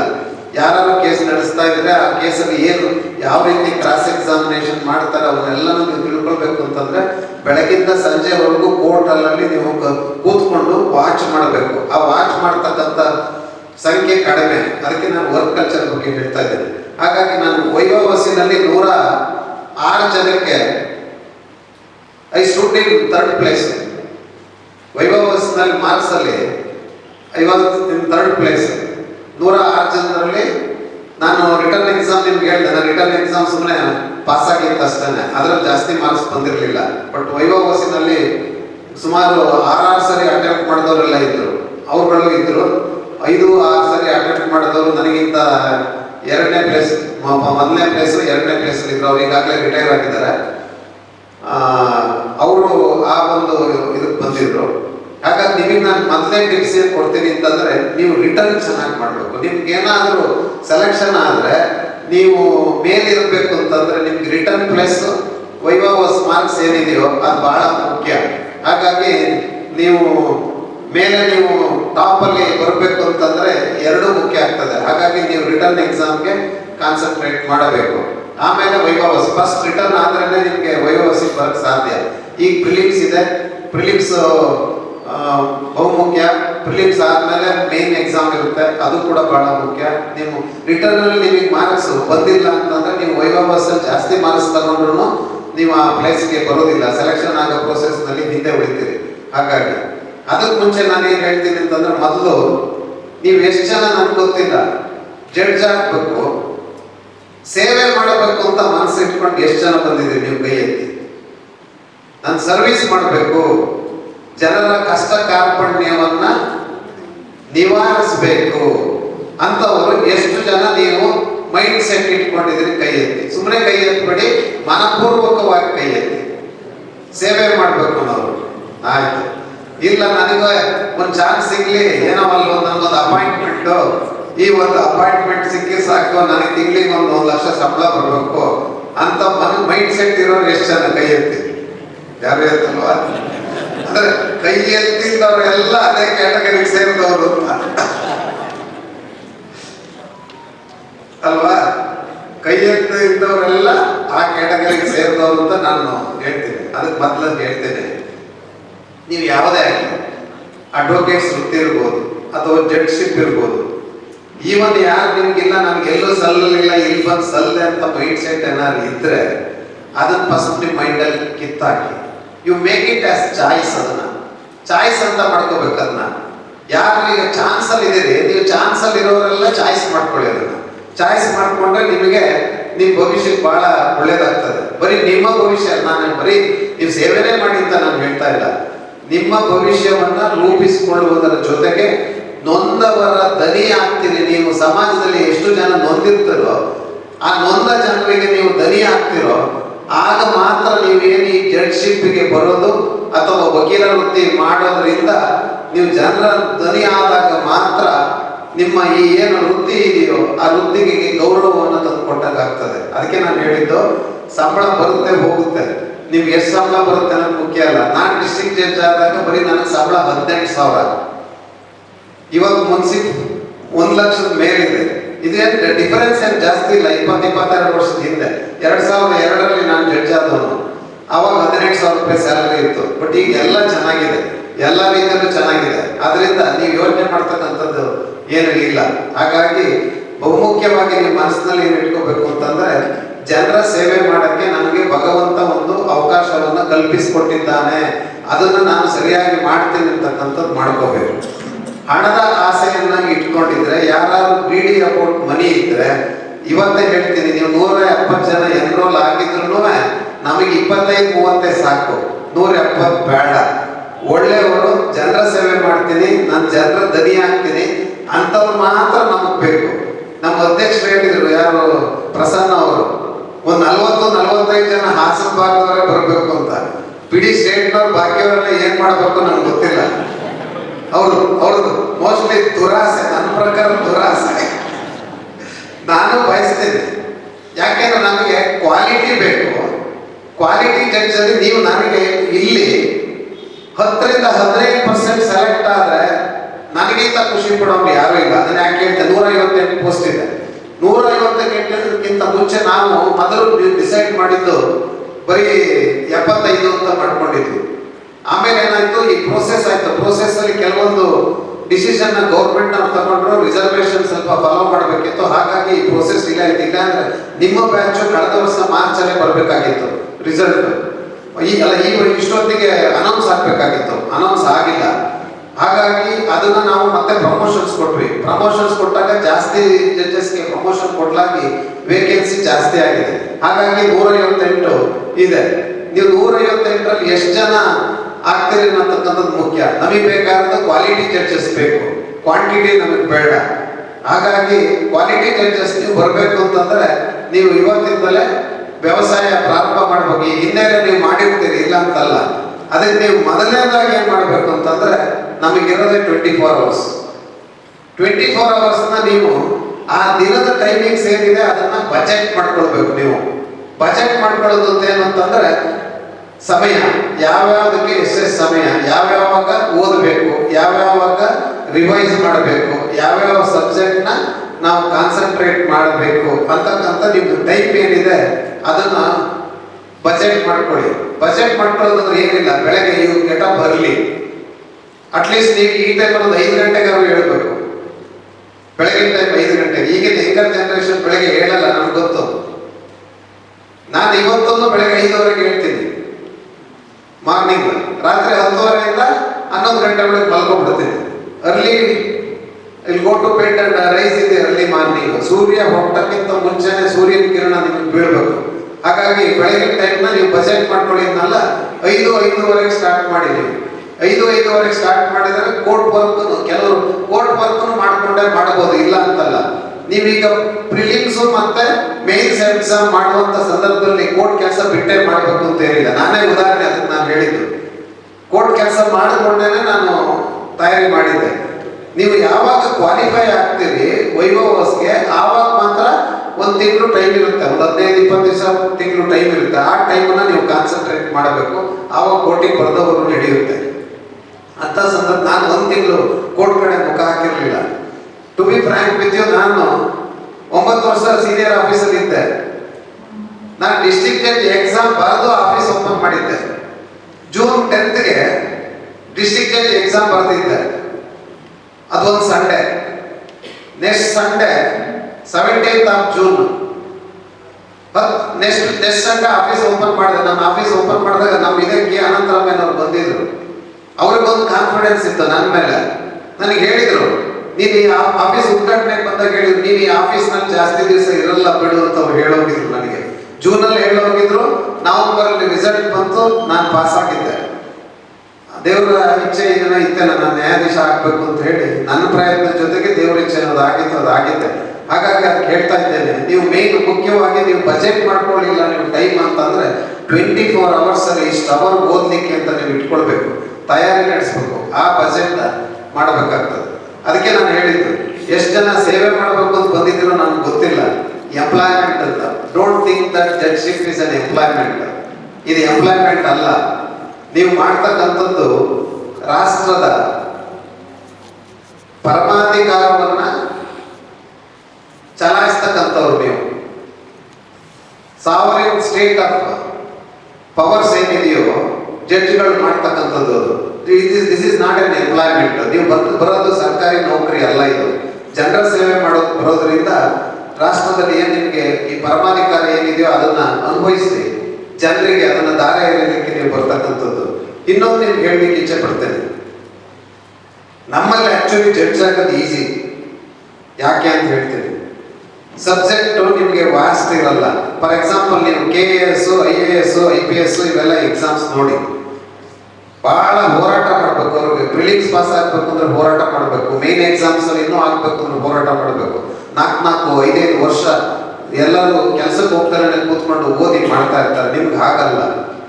ಜೊತೆಗೆ ನಿಮ್ದು ಕೂಡ ನೀವೇನಾದ್ರೂ ಇವತ್ತು ಜೂನಿಯರ್ ಡಿವಿಷನ್ ಜಡ್ಜ್ ಆದ್ರೆ ನಿಮ್ಗೆ IAS ರ್ಯಾಂಕಿಂಗ್ ಅಷ್ಟೇ. ಈಗ IAS ಪಾಸ್ ಆದವರಿಗೆ ನಾವು ಫಸ್ಟ್ ಪೋಸ್ಟಿಂಗ್ ಕೊಡೋದು AC ಕೇಳೋದು. ನೀವು ಜಡ್ಜ್ ಆದ್ರೆ ನಿಮಗೆ ಫಸ್ಟ್ ಕೇಳಿದ್ರೆ AC ಕೇಳೋದು.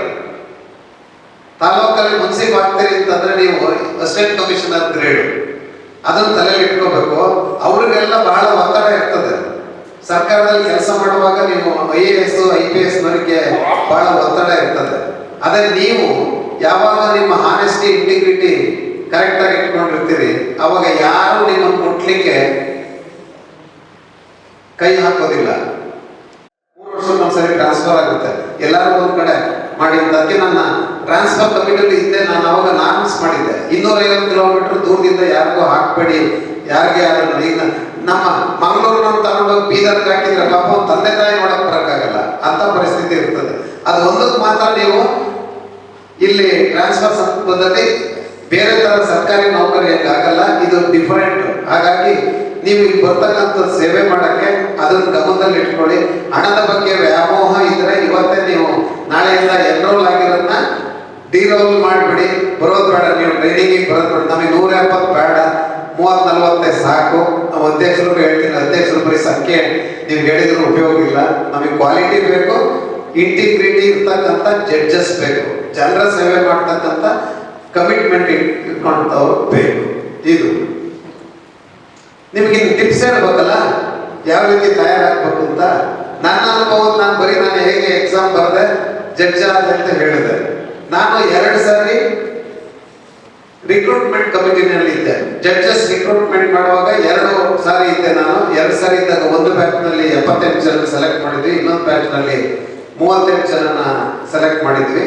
ಅದು ಆಕ್ಚುಲಿ ನಮಗೆ ಎಷ್ಟು ಕ್ಯಾಂಡಿಡೇಟ್ ಬೇಕಿತ್ತೋ ಅಷ್ಟು ಕ್ಯಾಂಡಿಡೇಟ್ ಸಿಗ್ಲಿಲ್ಲ. ನಾನು ಅದಕ್ಕೆ ಹೇಳಿದ್ದೆ ನಿಮಗೆ, ಆ ಕ್ಯಾಂಡಿಡೇಟ್ಸ್ ಸಿಗ್ತಾ ಇಲ್ಲ. ಈಗ ನಿಮ್ಗೆ 158 ಪೋಸ್ಟಿಂಗ್ ನನಗೆ ಗೊತ್ತಿಲ್ಲ ನೀವು ಎಷ್ಟು ಜನ ಪಾಸ್ ಮಾಡ್ತೀರಿ ಅಂತ ಹೇಳಿ, ಬಟ್ ಅವಕಾಶ ಈ ಸರಿ ಜಾಸ್ತಿ ಇದೆ. ಬಹಳ ವರ್ಷಗಳ ನಂತರದಲ್ಲಿ ನಿಮಗೆ ಈ 158 ಪೋಸ್ಟ್ ಒಂದೇ ಸರಿ ನಾವು ಫಿಲ್ಅಪ್ ಮಾಡ್ತಾ ಇದ್ದೀವಿ. ಎಕ್ಸೆಪ್ಟ್ 2008ರಲ್ಲಿ 232 ಜನ ಸೆಲೆಕ್ಟ್ ಮಾಡಿದ್ವಿ. ಅದಕ್ಕೂ ಮತ್ತೆ ನಾವು 2 ಬ್ಯಾಚ್ ಮಾಡಿದ್ವಿ, 2008, 2009 ಅಂತ ಹೇಳಿ.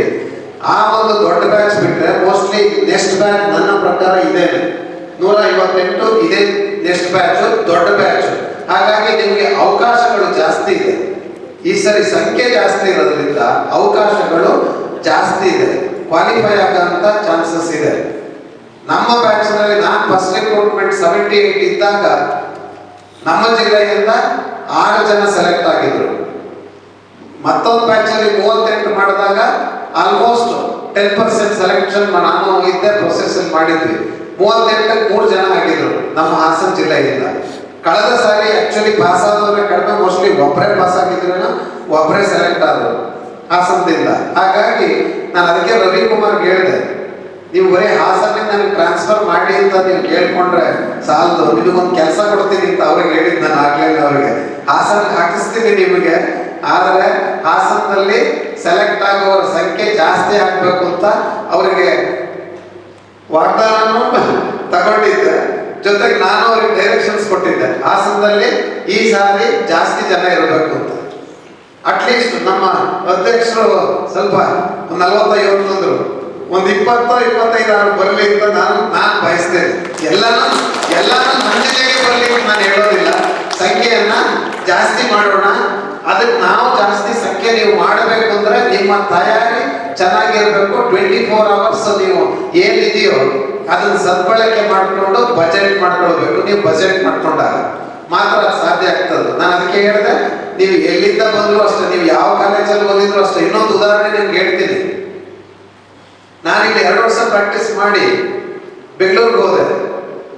ಬೆಂಗಳೂರಿನಲ್ಲಿ ನನ್ನ ಜೊತೆ ನಾನು ಕೊಲಿಗೆ ಹೋಗ್ಬೇಕು ಅಡ್ವೊಕೇಟ್ ಬಿಷಪ್ ಗಾರ್ಡನ್, ನೀವು ಕಾಲೇಜ್ ಹೆಸರು ಸ್ಕೂಲ್ ಹೆಸರು ಕೇಳಿದ್ದೀರಿ ಬೆಂಗಳೂರಿನಲ್ಲಿ. ತಂದೆ ತಾಯಿಗಳೆಲ್ಲ ರಾತ್ರಿ ಅಲ್ಲೇ ಮಲಗಿಕೊಂಡು ಕ್ಯೂನಲ್ಲಿ ಇದ್ಕೊಂಡು ಮಕ್ಳಿಗೆ ಸೀಟ್ ಪಡ್ಕೊಳ್ತಕ್ಕಂಥ ಒಂದು ಸ್ಕೂಲು. ಆ ಸ್ಕೂಲಲ್ಲಿ ಓದಿ ಬಂದಂತ ನನ್ನ ಜೊತೆ ಒಬ್ಬ ಕೊಲೀಗ್ ಇದ್ದ. ನಾನು ಯಾವ್ದೋ ಹಳ್ಳಿಯಲ್ಲಿ ಒಂದು ಗುರುಕುಲ ಸ್ಕೂಲಲ್ಲಿ ಓದ್ಕೊಂಡು ಹೋಗಿದ್ದೆ ಪ್ರಾಕ್ಟೀಸ್ ಮಾಡುವಾಗ. ಅವನು ನಾವು ಕೇಸ್ ನಡೆಸಿ ಆರ್ಗ್ಯುಮೆಂಟ್ ಮಾಡಿದ್ರೆ ಬಿಷಪ್ ಗಾರ್ಡನ್ ಓದಂತ ಸ್ಟೂಡೆಂಟ್ ಒಂದು ಆರ್ಗ್ಯುಮೆಂಟ್ ಮಾಡಲಿಲ್ಲ, ಒಂದು ಎವಿಡೆನ್ಸ್ ಕೇಸ್ ನಡೆಸಲಿಲ್ಲ, ಏನೂ ಮಾಡಲಿಲ್ಲ. ಕೊನೆಗೆ ಅಡ್ವೊಕೇಟ್ ಪ್ರೊಫೆಷನ್ ಬಿಟ್ಟು ಇವತ್ತು ಇಂಟೀರಿಯರ್ ಡೆಕೋರೇಷನ್ ಮಾಡ್ತಾ ಇದ್ದಾನೆ ಅವನು. ಅದಕ್ಕೆ ನಾನು ಹೇಳ್ತೀನಿ, ನಿಮ್ಮ ತಲೆಯಲ್ಲಿ ಕಿತ್ತಾಕಿ ನಾನು ಹಳ್ಳಿಲಿ ಯಾವುದೋ ಕನ್ನಡ ಮೀಡಿಯಮಲ್ಲಿ ಓದಿದೆ, ನನ್ನ ಕೆಲಸ ಸಾಧನೆ ಮಾಡಕ್ ಆಗಲ್ಲ, ನಾನು ನಿಮ್ಮ ತಲೆ ತೆಗೆದಾಕಿ ಎಕ್ಸಾಂಪಲ್ ಸಮೇತ ನಿಮಗೆ ಕೊಟ್ಟಿದ್ದೀನಿ. ಅದನ್ನ ತಲೆಯಲ್ಲಿ ಇಟ್ಕೊಳ್ಳೇಬೇಡಿ. ನೀವು ಓದಬೇಕು, ಕೆಲಸ ಮಾಡಬೇಕು ಅಷ್ಟೇನೆ. ಯಾವ ಸ್ಕೂಲಲ್ಲಿ ಕಲ್ತ್ರಿ, ಯಾವ ಕಾನ್ವೆಂಟಲ್ಲಿ ಕಲ್ತ್ರಿ ಅಂತಕ್ಕಂಥದ್ದು ಮುಖ್ಯ ಅಲ್ಲ. ನಿಮ್ಮ ಜೀವನನ ನೀವು ಯಾವ ರೀತಿ ರೂಪಿಸ್ಕೊಳ್ತೀರಿ ಅಂತಕ್ಕಂಥದ್ದು ಬಹಳ ಮುಖ್ಯ. ನೀವು ಯಾವ ರೀತಿ ನಿಮ್ಮ ಭವಿಷ್ಯ ರೂಪಿಸ್ಕೊಳ್ತೀರಿ ಆಗ ಮಾತ್ರ ನಿಮಗೆ ಸಕ್ಸಸ್ ಸಿಗ್ತಕ್ಕಂಥದ್ದು.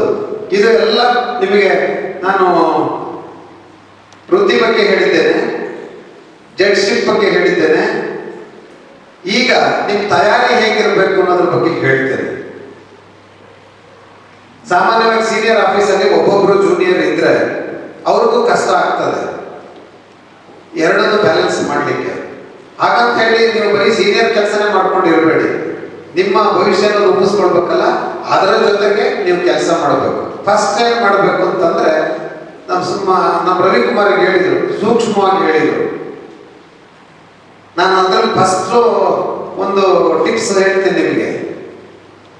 ಜಾಯಿಂಟ್ ಡಿಸ್ಕಷನ್ ಇದೆಯಲ್ಲ, ಅದು ಬಹಳ ಮುಖ್ಯ, ಮೇನ್ ಇರ್ತಕ್ಕಂಥದ್ದೇ ಅದು.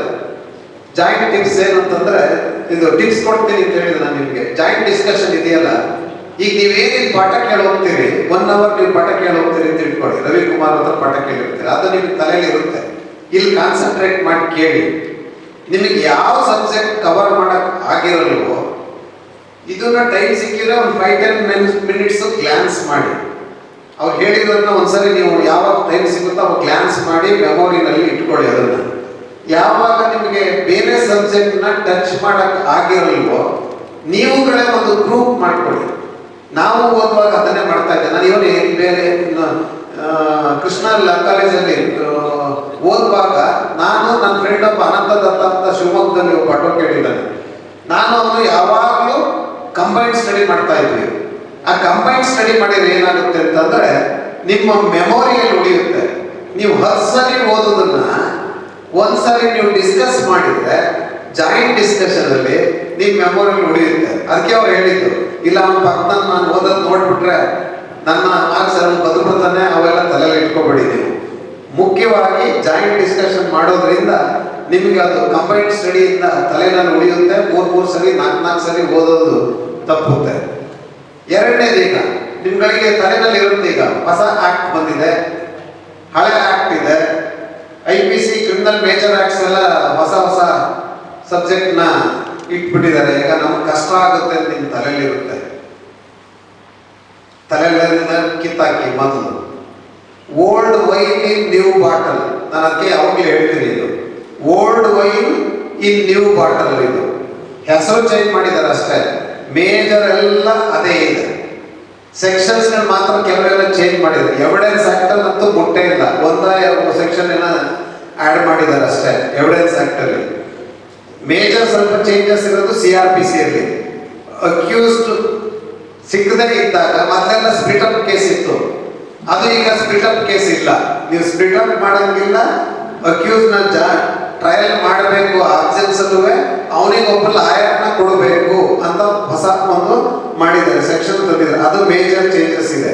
ಅದಕ್ಕೆ ನೀವು ಏನ್ ಮಾಡಬೇಕು ಅಂತಂದ್ರೆ, ಈಗ ಹೊಸ ಕ್ರಿಮಿನಲ್ ಮೇಜರ್ ಆಕ್ಟ್ಸ್ ಏನಿದೆಯೋ ಹಳೆದು, ಜೊತೆಗೆ ಏನು ಈ ಸನ್ನಿಹಿತ ಇದೆಯೋ, ಕೋಡ್ ಅನ್ನ ಬರೆದು ಸನ್ನಿಹಿತ ಅಂತ ಅದನ್ನ ಇಟ್ಟವ್ರು ಅಷ್ಟೇ.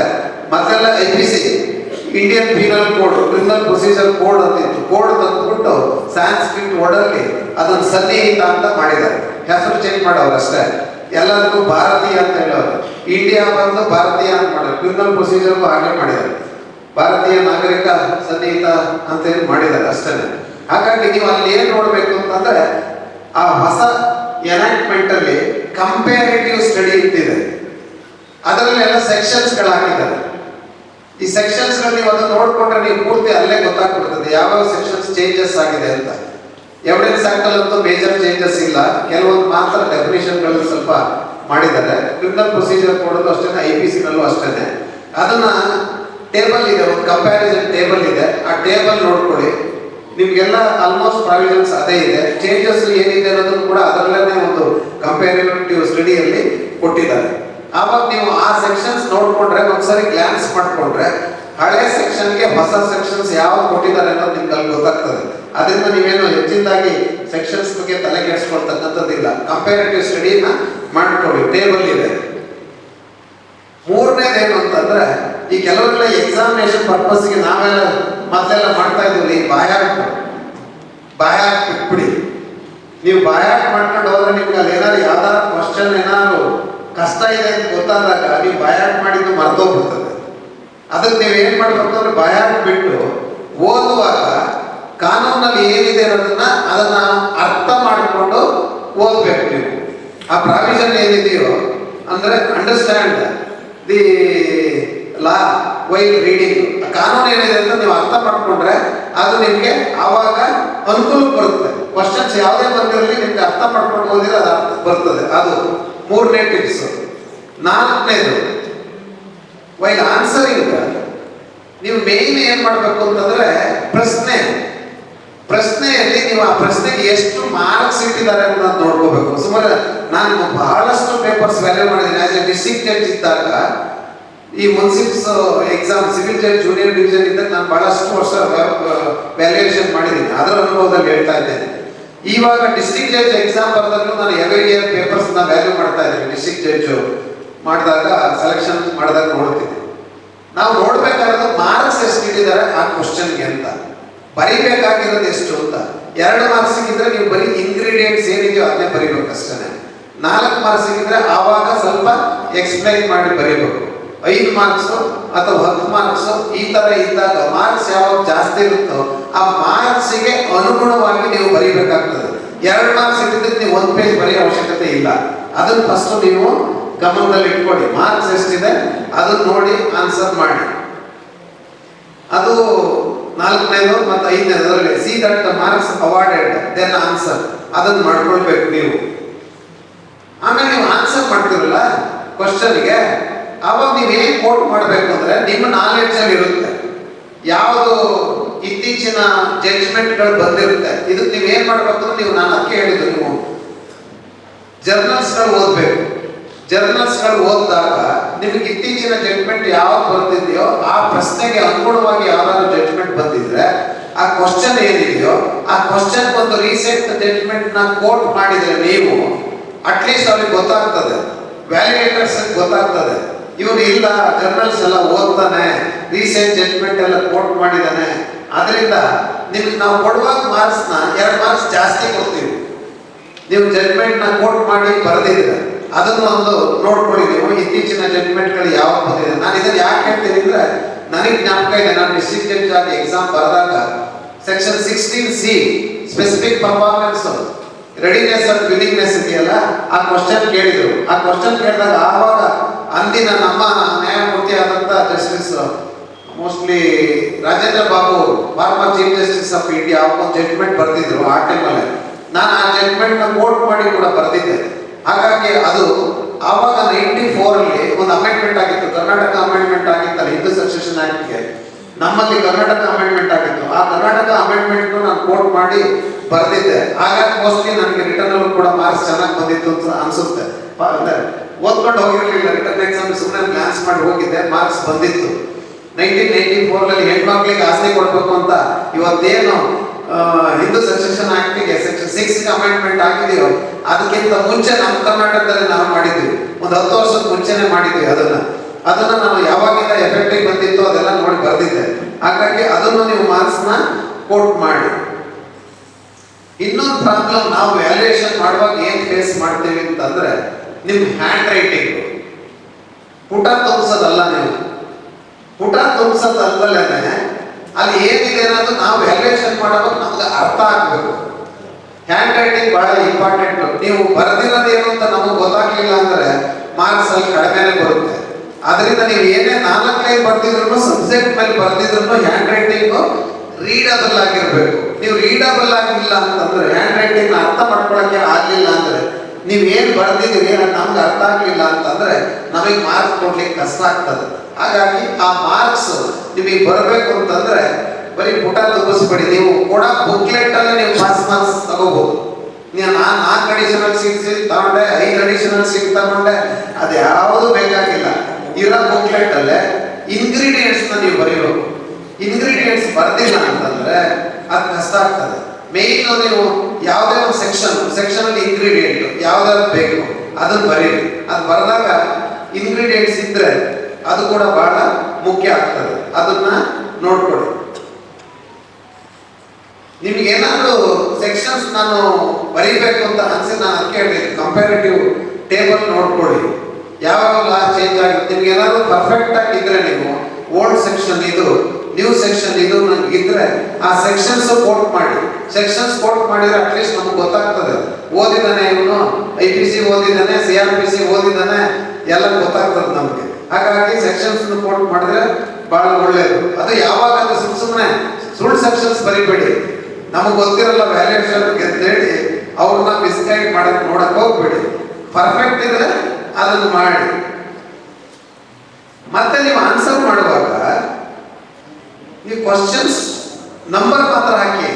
ಕೆಲವರೆಲ್ಲ ಏನ್ ಮಾಡ್ತೀರಿ, ಬೇಕು ಅಂತ ಪುಟ ತುಂಬಿಸಕ್ ಸಲಗಿ ಅವ್ರ ಕ್ವಶನ್ ಏನ್ ಕೇಳಿರ್ತಾರೆ ಅದನ್ನು ಬರೀತೀರಿ. ನೀವು ಅದನ್ನು ಬರೆಯೋ ಅವಶ್ಯಕತೆ ಇಲ್ಲ. ಫಾರ್ ಎಕ್ಸಾಂಪಲ್ ಈಗ ನೀವು ಕ್ವಶನ್ 3B ಆನ್ಸರ್ ಮಾಡಕ್ ಹೊರಟಿದ್ದೀರಿ ಅಂತ ಇಟ್ಕೊಳ್ಳಿ. ಲೆಫ್ಟ್ ಸೈಡ್ ಅಲ್ಲಿ ಕಾಲಮ್ ಅಂತ 3D ಅಂತ ಬರೀರಿ. ಅಲ್ಲಿ ಕನ್ಫ್ಯೂಷನ್ ಮಾಡಬೇಡಿ. 3A ಇದ್ರೆ 3B ಇದ್ರೆ 3C ಇದ್ರೆ ಕರೆಕ್ಟ್ ಆಗಿ ಕ್ವಶನ್ ನಂಬರ್ ಹಾಕಬೇಕು. ನೀವು ಅಷ್ಟೇ ಮಾಡಿ. ಆನ್ಸರ್ ಮಾತ್ರ ಬರೀರಿ. ನಾವು ಕ್ವಶನ್ ನಾವು ನೋಡ್ತೀವಿ ವ್ಯಾಲ್ಯೂಯೇಷನ್ ಮಾಡುವಾಗ ಆನ್ಸರ್ ಏನು ಅಂತ ಅದನ್ನ ಬರೀಬೇಕು. ನೀವು ಕ್ವಶನ್ ಬರೆಯಕ್ಕೆ ಹೋದ್ರೆ ನಿಮ್ಗೆ ಟೈಮ್ ವೇಸ್ಟ್ ಆಗ್ತದೆ. ನೀವು ತಿಳಿದಿರ್ತಕ್ಕಂಥದ್ದು ಬರೆಯಕ್ಕಾಗಲ್ಲ. ಅದರಿಂದ ಕ್ವಶನ್ ನಂಬರ್ ಹಾಕಿ ಆನ್ಸರ್ನ ಬರೀರಿ. ಕರೆಕ್ಟ್ ಆಗಿ ಮೆನ್ಷನ್ ಮಾಡಬೇಕು. ಮತ್ತೆ ಏನ್ ಮಾಡ್ಬೇಕು, ನೀವು ಕೆಲವರೆಲ್ಲ ಕ್ರಿಮಿನಲ್ ಸೈಡ್ ಪ್ರಾಕ್ಟೀಸ್ ಮಾಡಿರ್ತೀರಿ, ಕೆಲವರು ಸಿವಿಲ್ ಸೈಡ್ ಪ್ರಾಕ್ಟೀಸ್ ಮಾಡಿರ್ತೀರಿ. ಅದನ್ನ ನೀವು ಏನ್ ಮಾಡ್ಬೇಕು ಅಂತಂದ್ರೆ ನಾನು ಆಕ್ಚುಲಿ ಸಿವಿಲ್ ಸೈಡ್ ಪ್ರಾಕ್ಟೀಸ್ ಮಾಡಿದ್ದೆ. ನಾನು 10 ವರ್ಷ ಪ್ರಾಕ್ಟೀಸ್ ಅಲ್ಲಿ ಎಕ್ಸಾಮ್ ಬರೆದಾಗ 8 ವರ್ಷ ಆಗಿತ್ತು. ನಮ್ಮ ರಿಸಲ್ಟ್ ಬಂದಾಗ 2 ವರ್ಷ ಆಯ್ತು. ಎಲ್ಲ ಸೆಲೆಕ್ಷನ್ ಆಗಿ ಎಲ್ಲ ಮಾಡಬೇಕಾದ್ರೆ 2 ವರ್ಷ ಆಗಿತ್ತು. ಎಕ್ಸ್ಕ್ಲೂಸಿವ್ ನಾನು ಸಿವಿಲ್ ಸೈಡ್ ಪ್ರಾಕ್ಟೀಸ್. ಅದಕ್ಕೆ ನೀವೇನು ತಲೆ ಕೆಡಿಸ್ಕೋಬೇಡಿ. ಎಸ್ಪೆಷಲಿ ನಾನು ಯಾವಾಗಲೂ ಅಡ್ವೈಸ್ ಮಾಡೋದು ನಿಮ್ಗೆ ಏನಾದ್ರು ನೀವು ಸಿವಿಲ್ ಸೈಡ್ ಪ್ರಾಕ್ಟೀಸ್ ಮಾಡಿದ್ರೆ ನಿಮ್ ಕ್ರಿಮಿನಲ್ ಸೈಡ್ಗೆ ಇಂಪ್ರೂವ್ ಮಾಡ್ಕೊಳ್ಳೋಕೆ ಏನು ತೊಂದರೆ ಆಗೋದಿಲ್ಲ. ನಾನು I never conducted even A single sessions case. ಕೆಲವು ಕೇಸ್ಗಳು ಬಂದ್ರೆ ಆಂಟಿಸಿಪೇಟರಿ ಬೇಲ್ ಈ ತರದ್ದು ಹೈಕೋರ್ಟ್ ಅಲ್ಲಿ ಬೇಲ್ ಬಂದಾಗ ಮೂವ್ ಮಾಡ್ತಾ ಇದ್ದೆ. ಹೊರತು ಬಿಟ್ರೆ ಸೆಷನ್ಸ್ ಕೇಳು ನಾನು ಮ್ಯಾಜಿಸ್ಟ್ರೇಟ್ ಕೋರ್ಟಿಗೆ ಕಾಲೇ ಇಟ್ಟವನಲ್ಲ. ಸಿವಿಲ್ ಸೈಡ್ ಇದ್ದಾಗ ನಮ್ಮ ಸೀನಿಯರ್ ಆಫೀಸರ್ ಇದ್ದಾಗ ಇಲ್ಲಿ ವೆಯ್ಟ್ಸ್ ಅಂಡ್ ಮೆಜರ್ಮೆಂಟ್ ಆಕ್ಟ್ ಒಂದು ಇತ್ತು. ಹಾಸನ್ ಡೈರಿನಲ್ಲಿ ಮೆಟರಾಲಜಿಕಲ್ ಇದ್ರ ಮೇಲೆ ಒಂದು ಹಾಲಿನ ಡೈರಿ, ಹಾಲಲ್ಲಿ 10 ಲೀಟರ್ ಇರುತ್ತವ, ಹಾಲಿನ ಪ್ರಮಾಣ ಕಡಿಮೆ ಇತ್ತು ಅಂತ ಒಂದು ಕೇಸ್ ಹಾಕಿದ್ರು ಡೈರಿ ಜೊತೆಗೆ. ನಮ್ಮ ಸೀನಿಯರ್ ಅನಂತರಮೇನವರು ಮೋಸ್ಟ್ಲಿ ಅವಾಗ ಜಡ್ಜ್ ರಾಮಕೃಷ್ಣ ಅಂತ ಒಬ್ರು ಇದ್ರು. ಅವ್ರ ಕೋರ್ಟಲ್ಲಿ ನಾವು ನಡೆಸ್ತಾ ಇದ್ವಿ. ಅದೊಂದು ಕ್ರಿಮಿನಲ್ ಕೇಸ್ ನಾನು ನಡೆಸಿದ್ ಬಿಟ್ರೆ ಅವ್ರ ಜೊತೆ ಸೀನಿಯರ್ ಜೊತೆ ಅಸಿಸ್ಟ್ ಮಾಡಿದ್ ಬಿಟ್ರೆ ಕ್ರಿಮಿನಲ್ ಸೈಡ್ ಪ್ರಾಕ್ಟೀಸ್ ಮಾಡಿರಲಿಲ್ಲ. ನೀವು ಅದಕ್ಕೇನ್ ಮಾಡಿದ್ರೆ ನಿಮಗೆ ಕ್ವಶನ್ಸ್ ಯಾವಾಗ ನೀವು ಸಿವಿಲ್ ಸೈಡ್ ಪ್ರಾಕ್ಟೀಸ್ ಮಾಡಿರ್ತೀರಿ ಆವಾಗ ನಿಮಗೆ civil side questions first answer ಮಾಡಿಬಿಡಿ. ಇಲ್ಲ ಕ್ರಿಮಿನಲ್ ಸೈಡ್ ಪ್ರಾಕ್ಟೀಸ್ ಮಾಡಿದ್ರೆ ಕ್ರಿಮಿನಲ್ ಸೈಡ್ ಕ್ವಶನ್ಸ್ ಗಳಿಗೆ ಆನ್ಸರ್ ಮಾಡಿ. ಯಾಕೆಂದ್ರೆ ನೀವು ಹಾಕೋದು ಕ್ವಶನ್ ನಂಬರ್ ಮಾತ್ರ, ಅದಕ್ಕೆ ಮಾರ್ಕ್ಸ್ ಎಷ್ಟಿರ್ತ ತಗೊಂಡು ವ್ಯಾಲ್ಯೂನ ಮಾಡ್ತಕ್ಕಂಥದ್ದು. ಯಾಕೆ ಮಾಡಬೇಕು ಅಂದ್ರೆ ಇದನ್ನ ನಿಮಗೆ ಟೈಮ್ ಸೇವ್ ಆಗುತ್ತೆ. ನೀವು ಯಾವುದೋ ಇನ್ನೊಂದು ಕ್ರಿಮಿನಲ್ ಕ್ವಶನ್ಸ್ ನ ಆನ್ಸರ್ ಮಾಡಕ್ ಹೋದ್ರೆ ನಿಮಗೆ ಟೈಮ್ ಸಿಗಲ್ಲ. ಆಗ ನೀವು ಸಿವಿಲ್ ಸೈಡ್ ಮಾಡಿದ್ರೆ ಮ್ಯಾಕ್ಸಿಮಮ್ ಮಾರ್ಕ್ಸ್ ಅಲ್ಲಿ ಬರುತ್ತೆ. ಕ್ರಿಮಿನಲ್ ಸೈಡ್ ಅಲ್ಲಿ ಮಾರ್ಕ್ಸ್ ಕಡಿಮೆ ಬಂದ್ರು ಅಟ್ಲೀಸ್ಟ್ ಅಟೆಂಡ್ ಮಾಡಿದಾಗ ಚೆನ್ನಾಗಿ ಮಾರ್ಕ್ಸ್ ಬರುತ್ತೆ. ಅದರಿಂದ ನೀವು ಮೇನ್ ಮಾಡಬೇಕಾಗಿರೋದು ಏನು ಅಂತಂದ್ರೆ ಕ್ವಶನ್ ಹಾಕ್ಬಿಟ್ಟು ನಂಬರ್ ಹಾಕಿ ಯಾವ್ದ್ರಲ್ಲಿ ನಿಮಗೆ ಸಬ್ಜೆಕ್ಟ್ ಅಲ್ಲಿ ಯಾವ ಕ್ವಶನ್ ನೀವು ಚೆನ್ನಾಗಿ ಆನ್ಸರ್ ಮಾಡ್ತೀರಿ ಅವಾಗ ಅಂದ್ರೆ ನಾವೇನು ಈ ಭಾಷಣ ಹೊಡಿಬೇಕಾದ್ರೆ ನಿರಂತರವಾಗಿ ಮಾತಾಡ್ತೇವೆ ಆ ತರ ನಿಮಗೆ ಆನ್ಸರ್ ಮಾಡಕ್ಕೆ ಈಸಿ ಆಗ್ತದೆ. ನಿಮಗೆ ಆಮೇಲೆ ಟೈಮ್ ಉಳಿಯುತ್ತೆ. ಆ ಟೈಮ್ ಉಳಿದಾಗ ನಿಮಗೆ ಏನು ಪರ್ಫೆಕ್ಷನ್ ಇಲ್ಲ ಹೋದ್ರು ಕ್ವಶನ್ಗೆ ಅಟೆಂಪ್ಟ್ ಮಾಡಿ ಬರೀಬೇಕು. ನೀವು ಕೊನೆಯದಾಗಿ ಇನ್ನೊಂದು ಹೇಳ್ತೇವೆ, ಇನ್ವೇರಿಯಬಲಿ ನಮ್ಮಲ್ಲಿ ಮ್ಯಾಥಮೆಟಿಕ್ಸ್ ನಾವು ಮಾರ್ಕ್ಸ್ ಕೊಡ್ತೀವಲ್ಲ ಹಂಗೆ ಕೊಡಲ್ಲ. ಥಿಯರಿ ಪೇಪರ್ಸ್ ಆದ್ರಿಂದ ಈ ಫಾರ್ ಎಕ್ಸಾಂಪಲ್ 8 ಮಾರ್ಕ್ಸ್ ಇರ್ತಿದ್ರೆ ಚೆನ್ನಾಗಿ ಬರ್ತಿದ್ರೆ ನೀವು 7 ಕೊಡ್ತೀವಿ.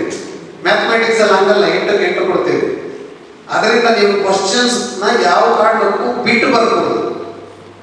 ಮ್ಯಾಕ್ಸಿಮಮ್ ನೀವು ಕ್ವಶನ್ಸ್ ನ ಅಟೆಂಪ್ಟ್ ಮಾಡಬೇಕು. ಕೊನೆ ಕ್ವಶನ್ಸ್ ಗೊತ್ತಿಲ್ಲ ಅಂದ್ರೂ ನಿಮ್ಗೆ 6-8 ಮಾರ್ಕ್ಸ್ ಸಿಕ್ತಿದ್ರು ಕೂಡ 1-2 ಅಟೆಂಪ್ಟ್ ಮಾಡಿದ್ರು ಸಾಕು, ನಾವು ಮಾರ್ಕ್ಸ್ ಕೊಡ್ತೀವಿ. ನೀವು ಕ್ವಶನ್ಸ್ ಬಿಟ್ಟು ಬಂದ್ರೆ ನಾವು ಮಾರ್ಕ್ಸ್ ಕೊಡಲ್ಲ. ಅದು ಬಹಳ ಇಂಪಾರ್ಟೆಂಟ್. ಹಾಗಾಗಿ ಇದನ್ನ ನೀವು ಗಮನದಲ್ಲಿ ಇಟ್ಕೊಳ್ಳಿ.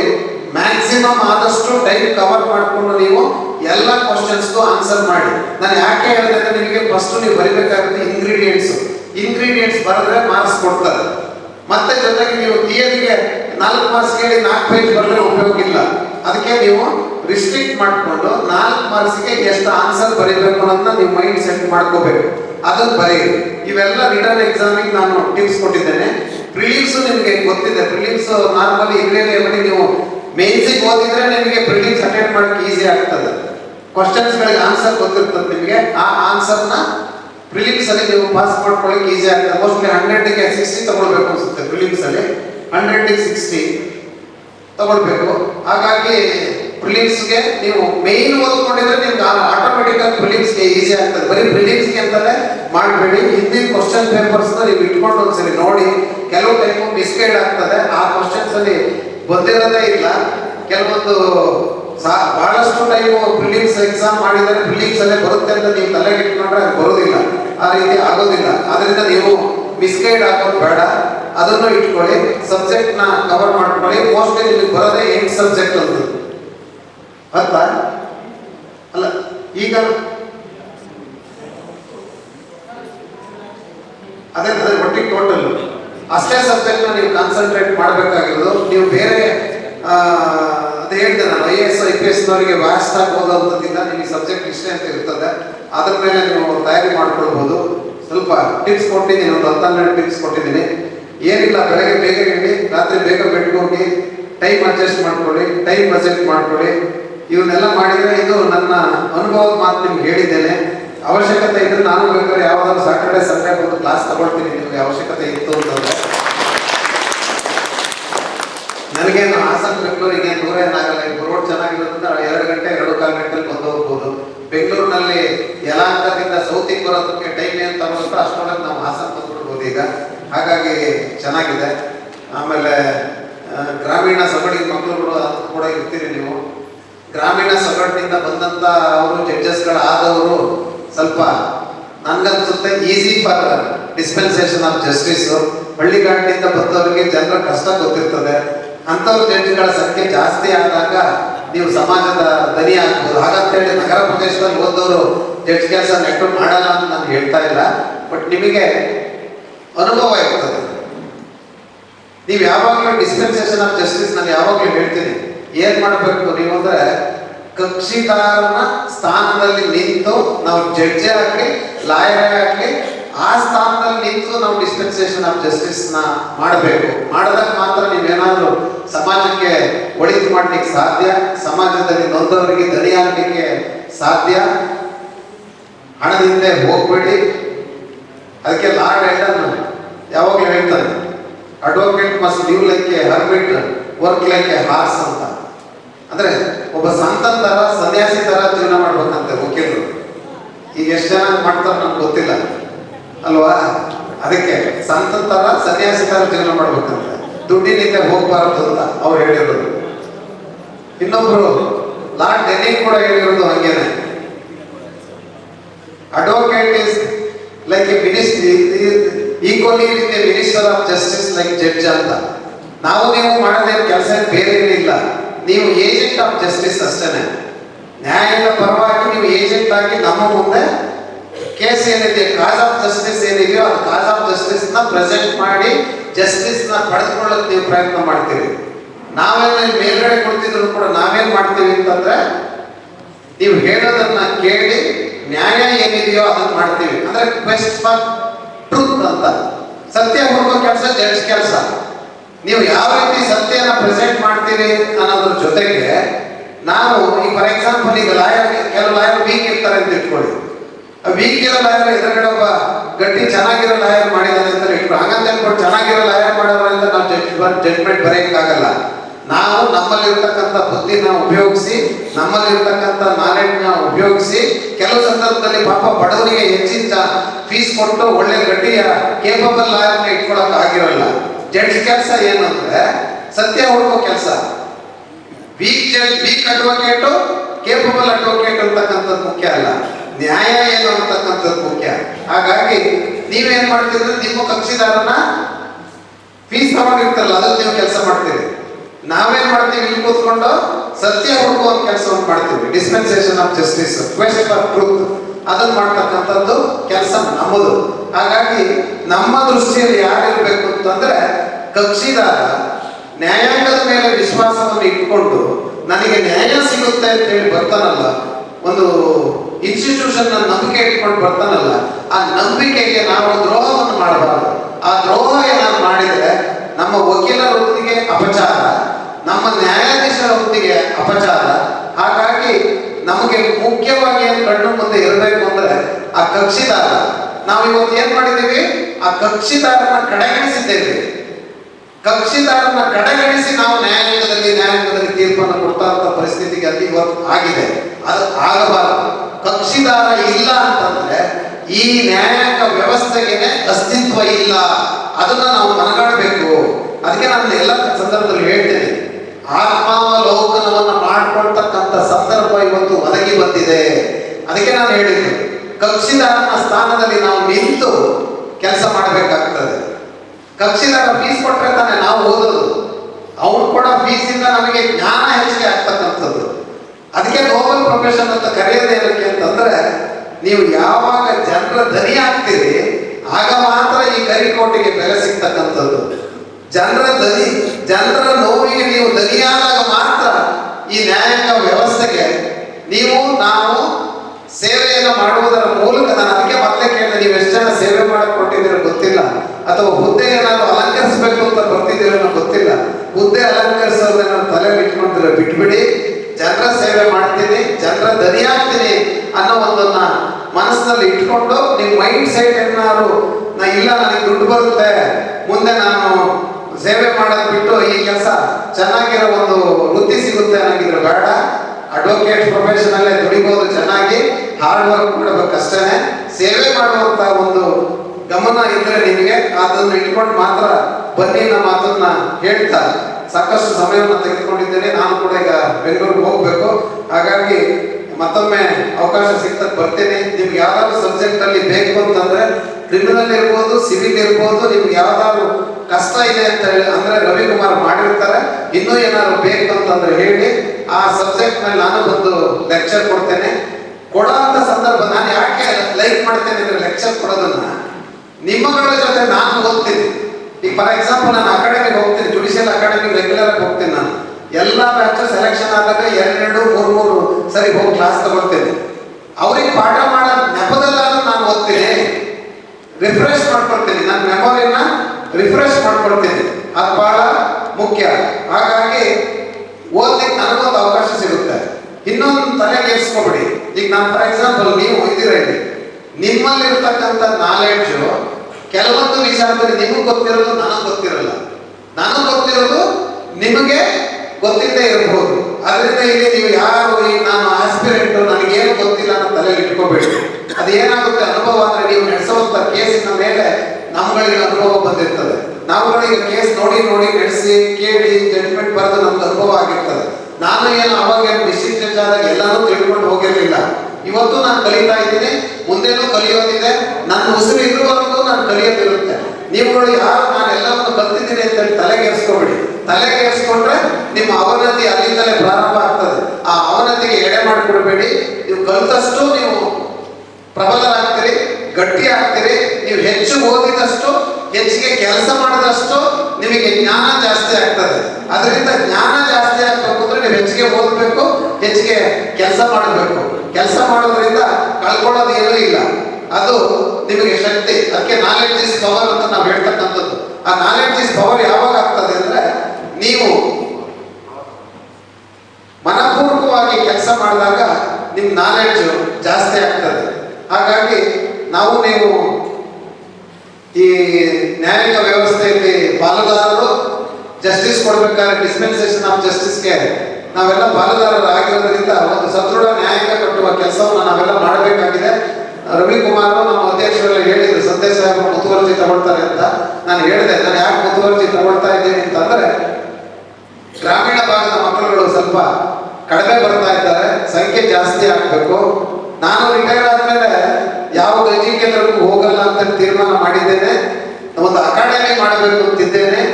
ಜೂನಿಯರ್ ಡಿವಿಷನ್ ಡಿಸ್ಟ್ರಿಕ್ಟ್ ಜಡ್ಜ್ ಯಾರ್ಯಾರು ಎಕ್ಸಾಮ್ ತಗೊಳ್ತಾರೋ ಅವ್ರಿಗೊಂದು ಅಕಾಡೆಮಿ ಮಾಡಿ ಯಾರು ಜಡ್ಜ್ ಆಗ್ಬೇಕು ಅಂತ ಇದ್ದಾರೋ ಅವ್ರನ್ನ ಸೆಲೆಕ್ಟ್ ಮಾಡೋ ಪ್ರೋಸೆಸ್ ನಾನು ಈಗಾಗಲೇ ಅದನ್ನು ಕೆಲಸ ಮಾಡಿದ್ದೀನಿ. ಒಂದು 15 ವರ್ಷದಿಂದ ಮಾಡ್ತಾ ಬಂದಿದ್ದೇನೆ.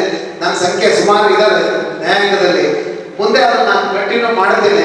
ಅದರಲ್ಲಿ ಒಬ್ಬರು ರವಿಕುಮಾರ್ ಪಾಠ ಅಂತ ಹಿಡಿಯುವಂತ ಹೇಳ್ತೀನಿ, ಡಿಕ್ಲೇರ್ ಮಾಡ್ತಾ ಇದ್ದೇನೆ. ಅವರು ಬರ್ತಾರೆ, ಅವ್ರು ಬರೋ ಮನಸ್ಸಿನ ಅವ್ರಿಗೆ ಯಾವಾಗಲೂ ಇರುತ್ತೆ. ಅವ್ರು ಹೇಳ್ತಾರೆ ಯಾವಾಗಲೂ ಬರ್ಲಿಲ್ಲ ಅಂದ್ರೆ ವಾರೆಂಟ್ ಕೊಟ್ಟು ಕರೆಸ್ಕೊಂಡು ಕೆಲಸ ಮಾಡಿಸ್ತೀನಿ ಅಂತ ಈಗಲೇ ಹೇಳ್ತಾ ನಾನೇ ಒಂದು ಅಕಾಡೆಮಿಯ ಒಂದು ಪ್ರಾರಂಭ ಮಾಡೋಣ. ರಿಟೈರ್ ಆದ್ಮೇಲೆ ನಿಮ್ಮಂತ ಯಾರ್ಯಾರು ಆಸ್ಪಿರೆಂಟ್ಸ್ ಇದೀರಿ ಆ ಆಸ್ಪಿರೆಂಟ್ಸ್ಗೆ ನನ್ನ ಕೈಲಾದಂತ ಸೇವೆ ಮಾಡುವಂತ ಕೆಲಸವನ್ನು ಮಾಡೋಣ ಅನ್ನೋ ಒಂದು ಮನಸ್ಸಿನಲ್ಲಿ ಇಟ್ಕೊಂಡಿದ್ದೇನೆ. ಅದನ್ನ ಮಾಡುವ ಪ್ರಯತ್ನವನ್ನ ದೇವರು ನನಗೆ ಶಕ್ತಿ ಕೊಟ್ಟರೆ ಮಾಡ್ತೇನೆ ಅನ್ನೋ ಮಾತನ್ನ ಈ ಸಂದರ್ಭದಲ್ಲಿ ಹೇಳ್ತಾ ನನ್ನ ಮಾತುಗಳನ್ನ ಮುಗಿಸ್ತೇನೆ. ಆದ್ದರಿಂದ ನಮ್ಮ ನಿಮ್ಮೆಲ್ಲರ ಕೆಲಸ ಏನು ಅಂತಂದ್ರೆ ಯಾರು ನ್ಯಾಯಾಂಗದ ಬಗ್ಗೆ ವಿಶ್ವಾಸ ಇಟ್ಟುಕೊಂಡು ನನಗೆ ನ್ಯಾಯ ಸಿಗುತ್ತೆ ಅಂತ ಹೇಳಿ ಈ ಒಂದು ಸಂಸ್ಥೆಗೆ ಬರ್ತಾರೋ ಅವರಿಗೆ ಸರಿಯಾದ ಕೆಲಸವನ್ನ ನಾವೆಲ್ಲ ಸೇರಿ ಒಟ್ಟಿಗೆ ಮಾಡೋಣ ಅನ್ನೋ ಮಾತನ್ನ ಈ ಸಂದರ್ಭದಲ್ಲಿ ಹೇಳ್ತಾ ನನಗಿಂತ ಒಂದು ಅವಕಾಶ ಕೊಟ್ಟಿದ್ದಕ್ಕೆ ಆಯೋಜಕರಿಗೆ ಮತ್ತು ನೀವು ಯಾವುದೇ ಒಂದು ತಾಳ್ಮೆಯಿಂದ ನನ್ನ ಮಾತುಗಳನ್ನ ಕೇಳಿದ್ಕೆ ನಿಮಗೂ ಕೂಡ ಕೃತಜ್ಞತೆಯಿಂದ ಹೇಳ್ತಾ ಈ ಜಾಗದಿಂದ ವಿರಮಿಸ್ತೇನೆ. ಎಲ್ಲರಿಗೂ ಮತ್ತೊಮ್ಮೆ ಕೃತಜ್ಞತೆಗಳನ್ನು ಹೇಳ್ತಾ ನನ್ನ 2 ಮಾತುಗಳನ್ನು ಮುಗಿಸ್ತೇನೆ. ಜೈ ಹಿಂದ್, ಜೈ ಕರ್ನಾಟಕ.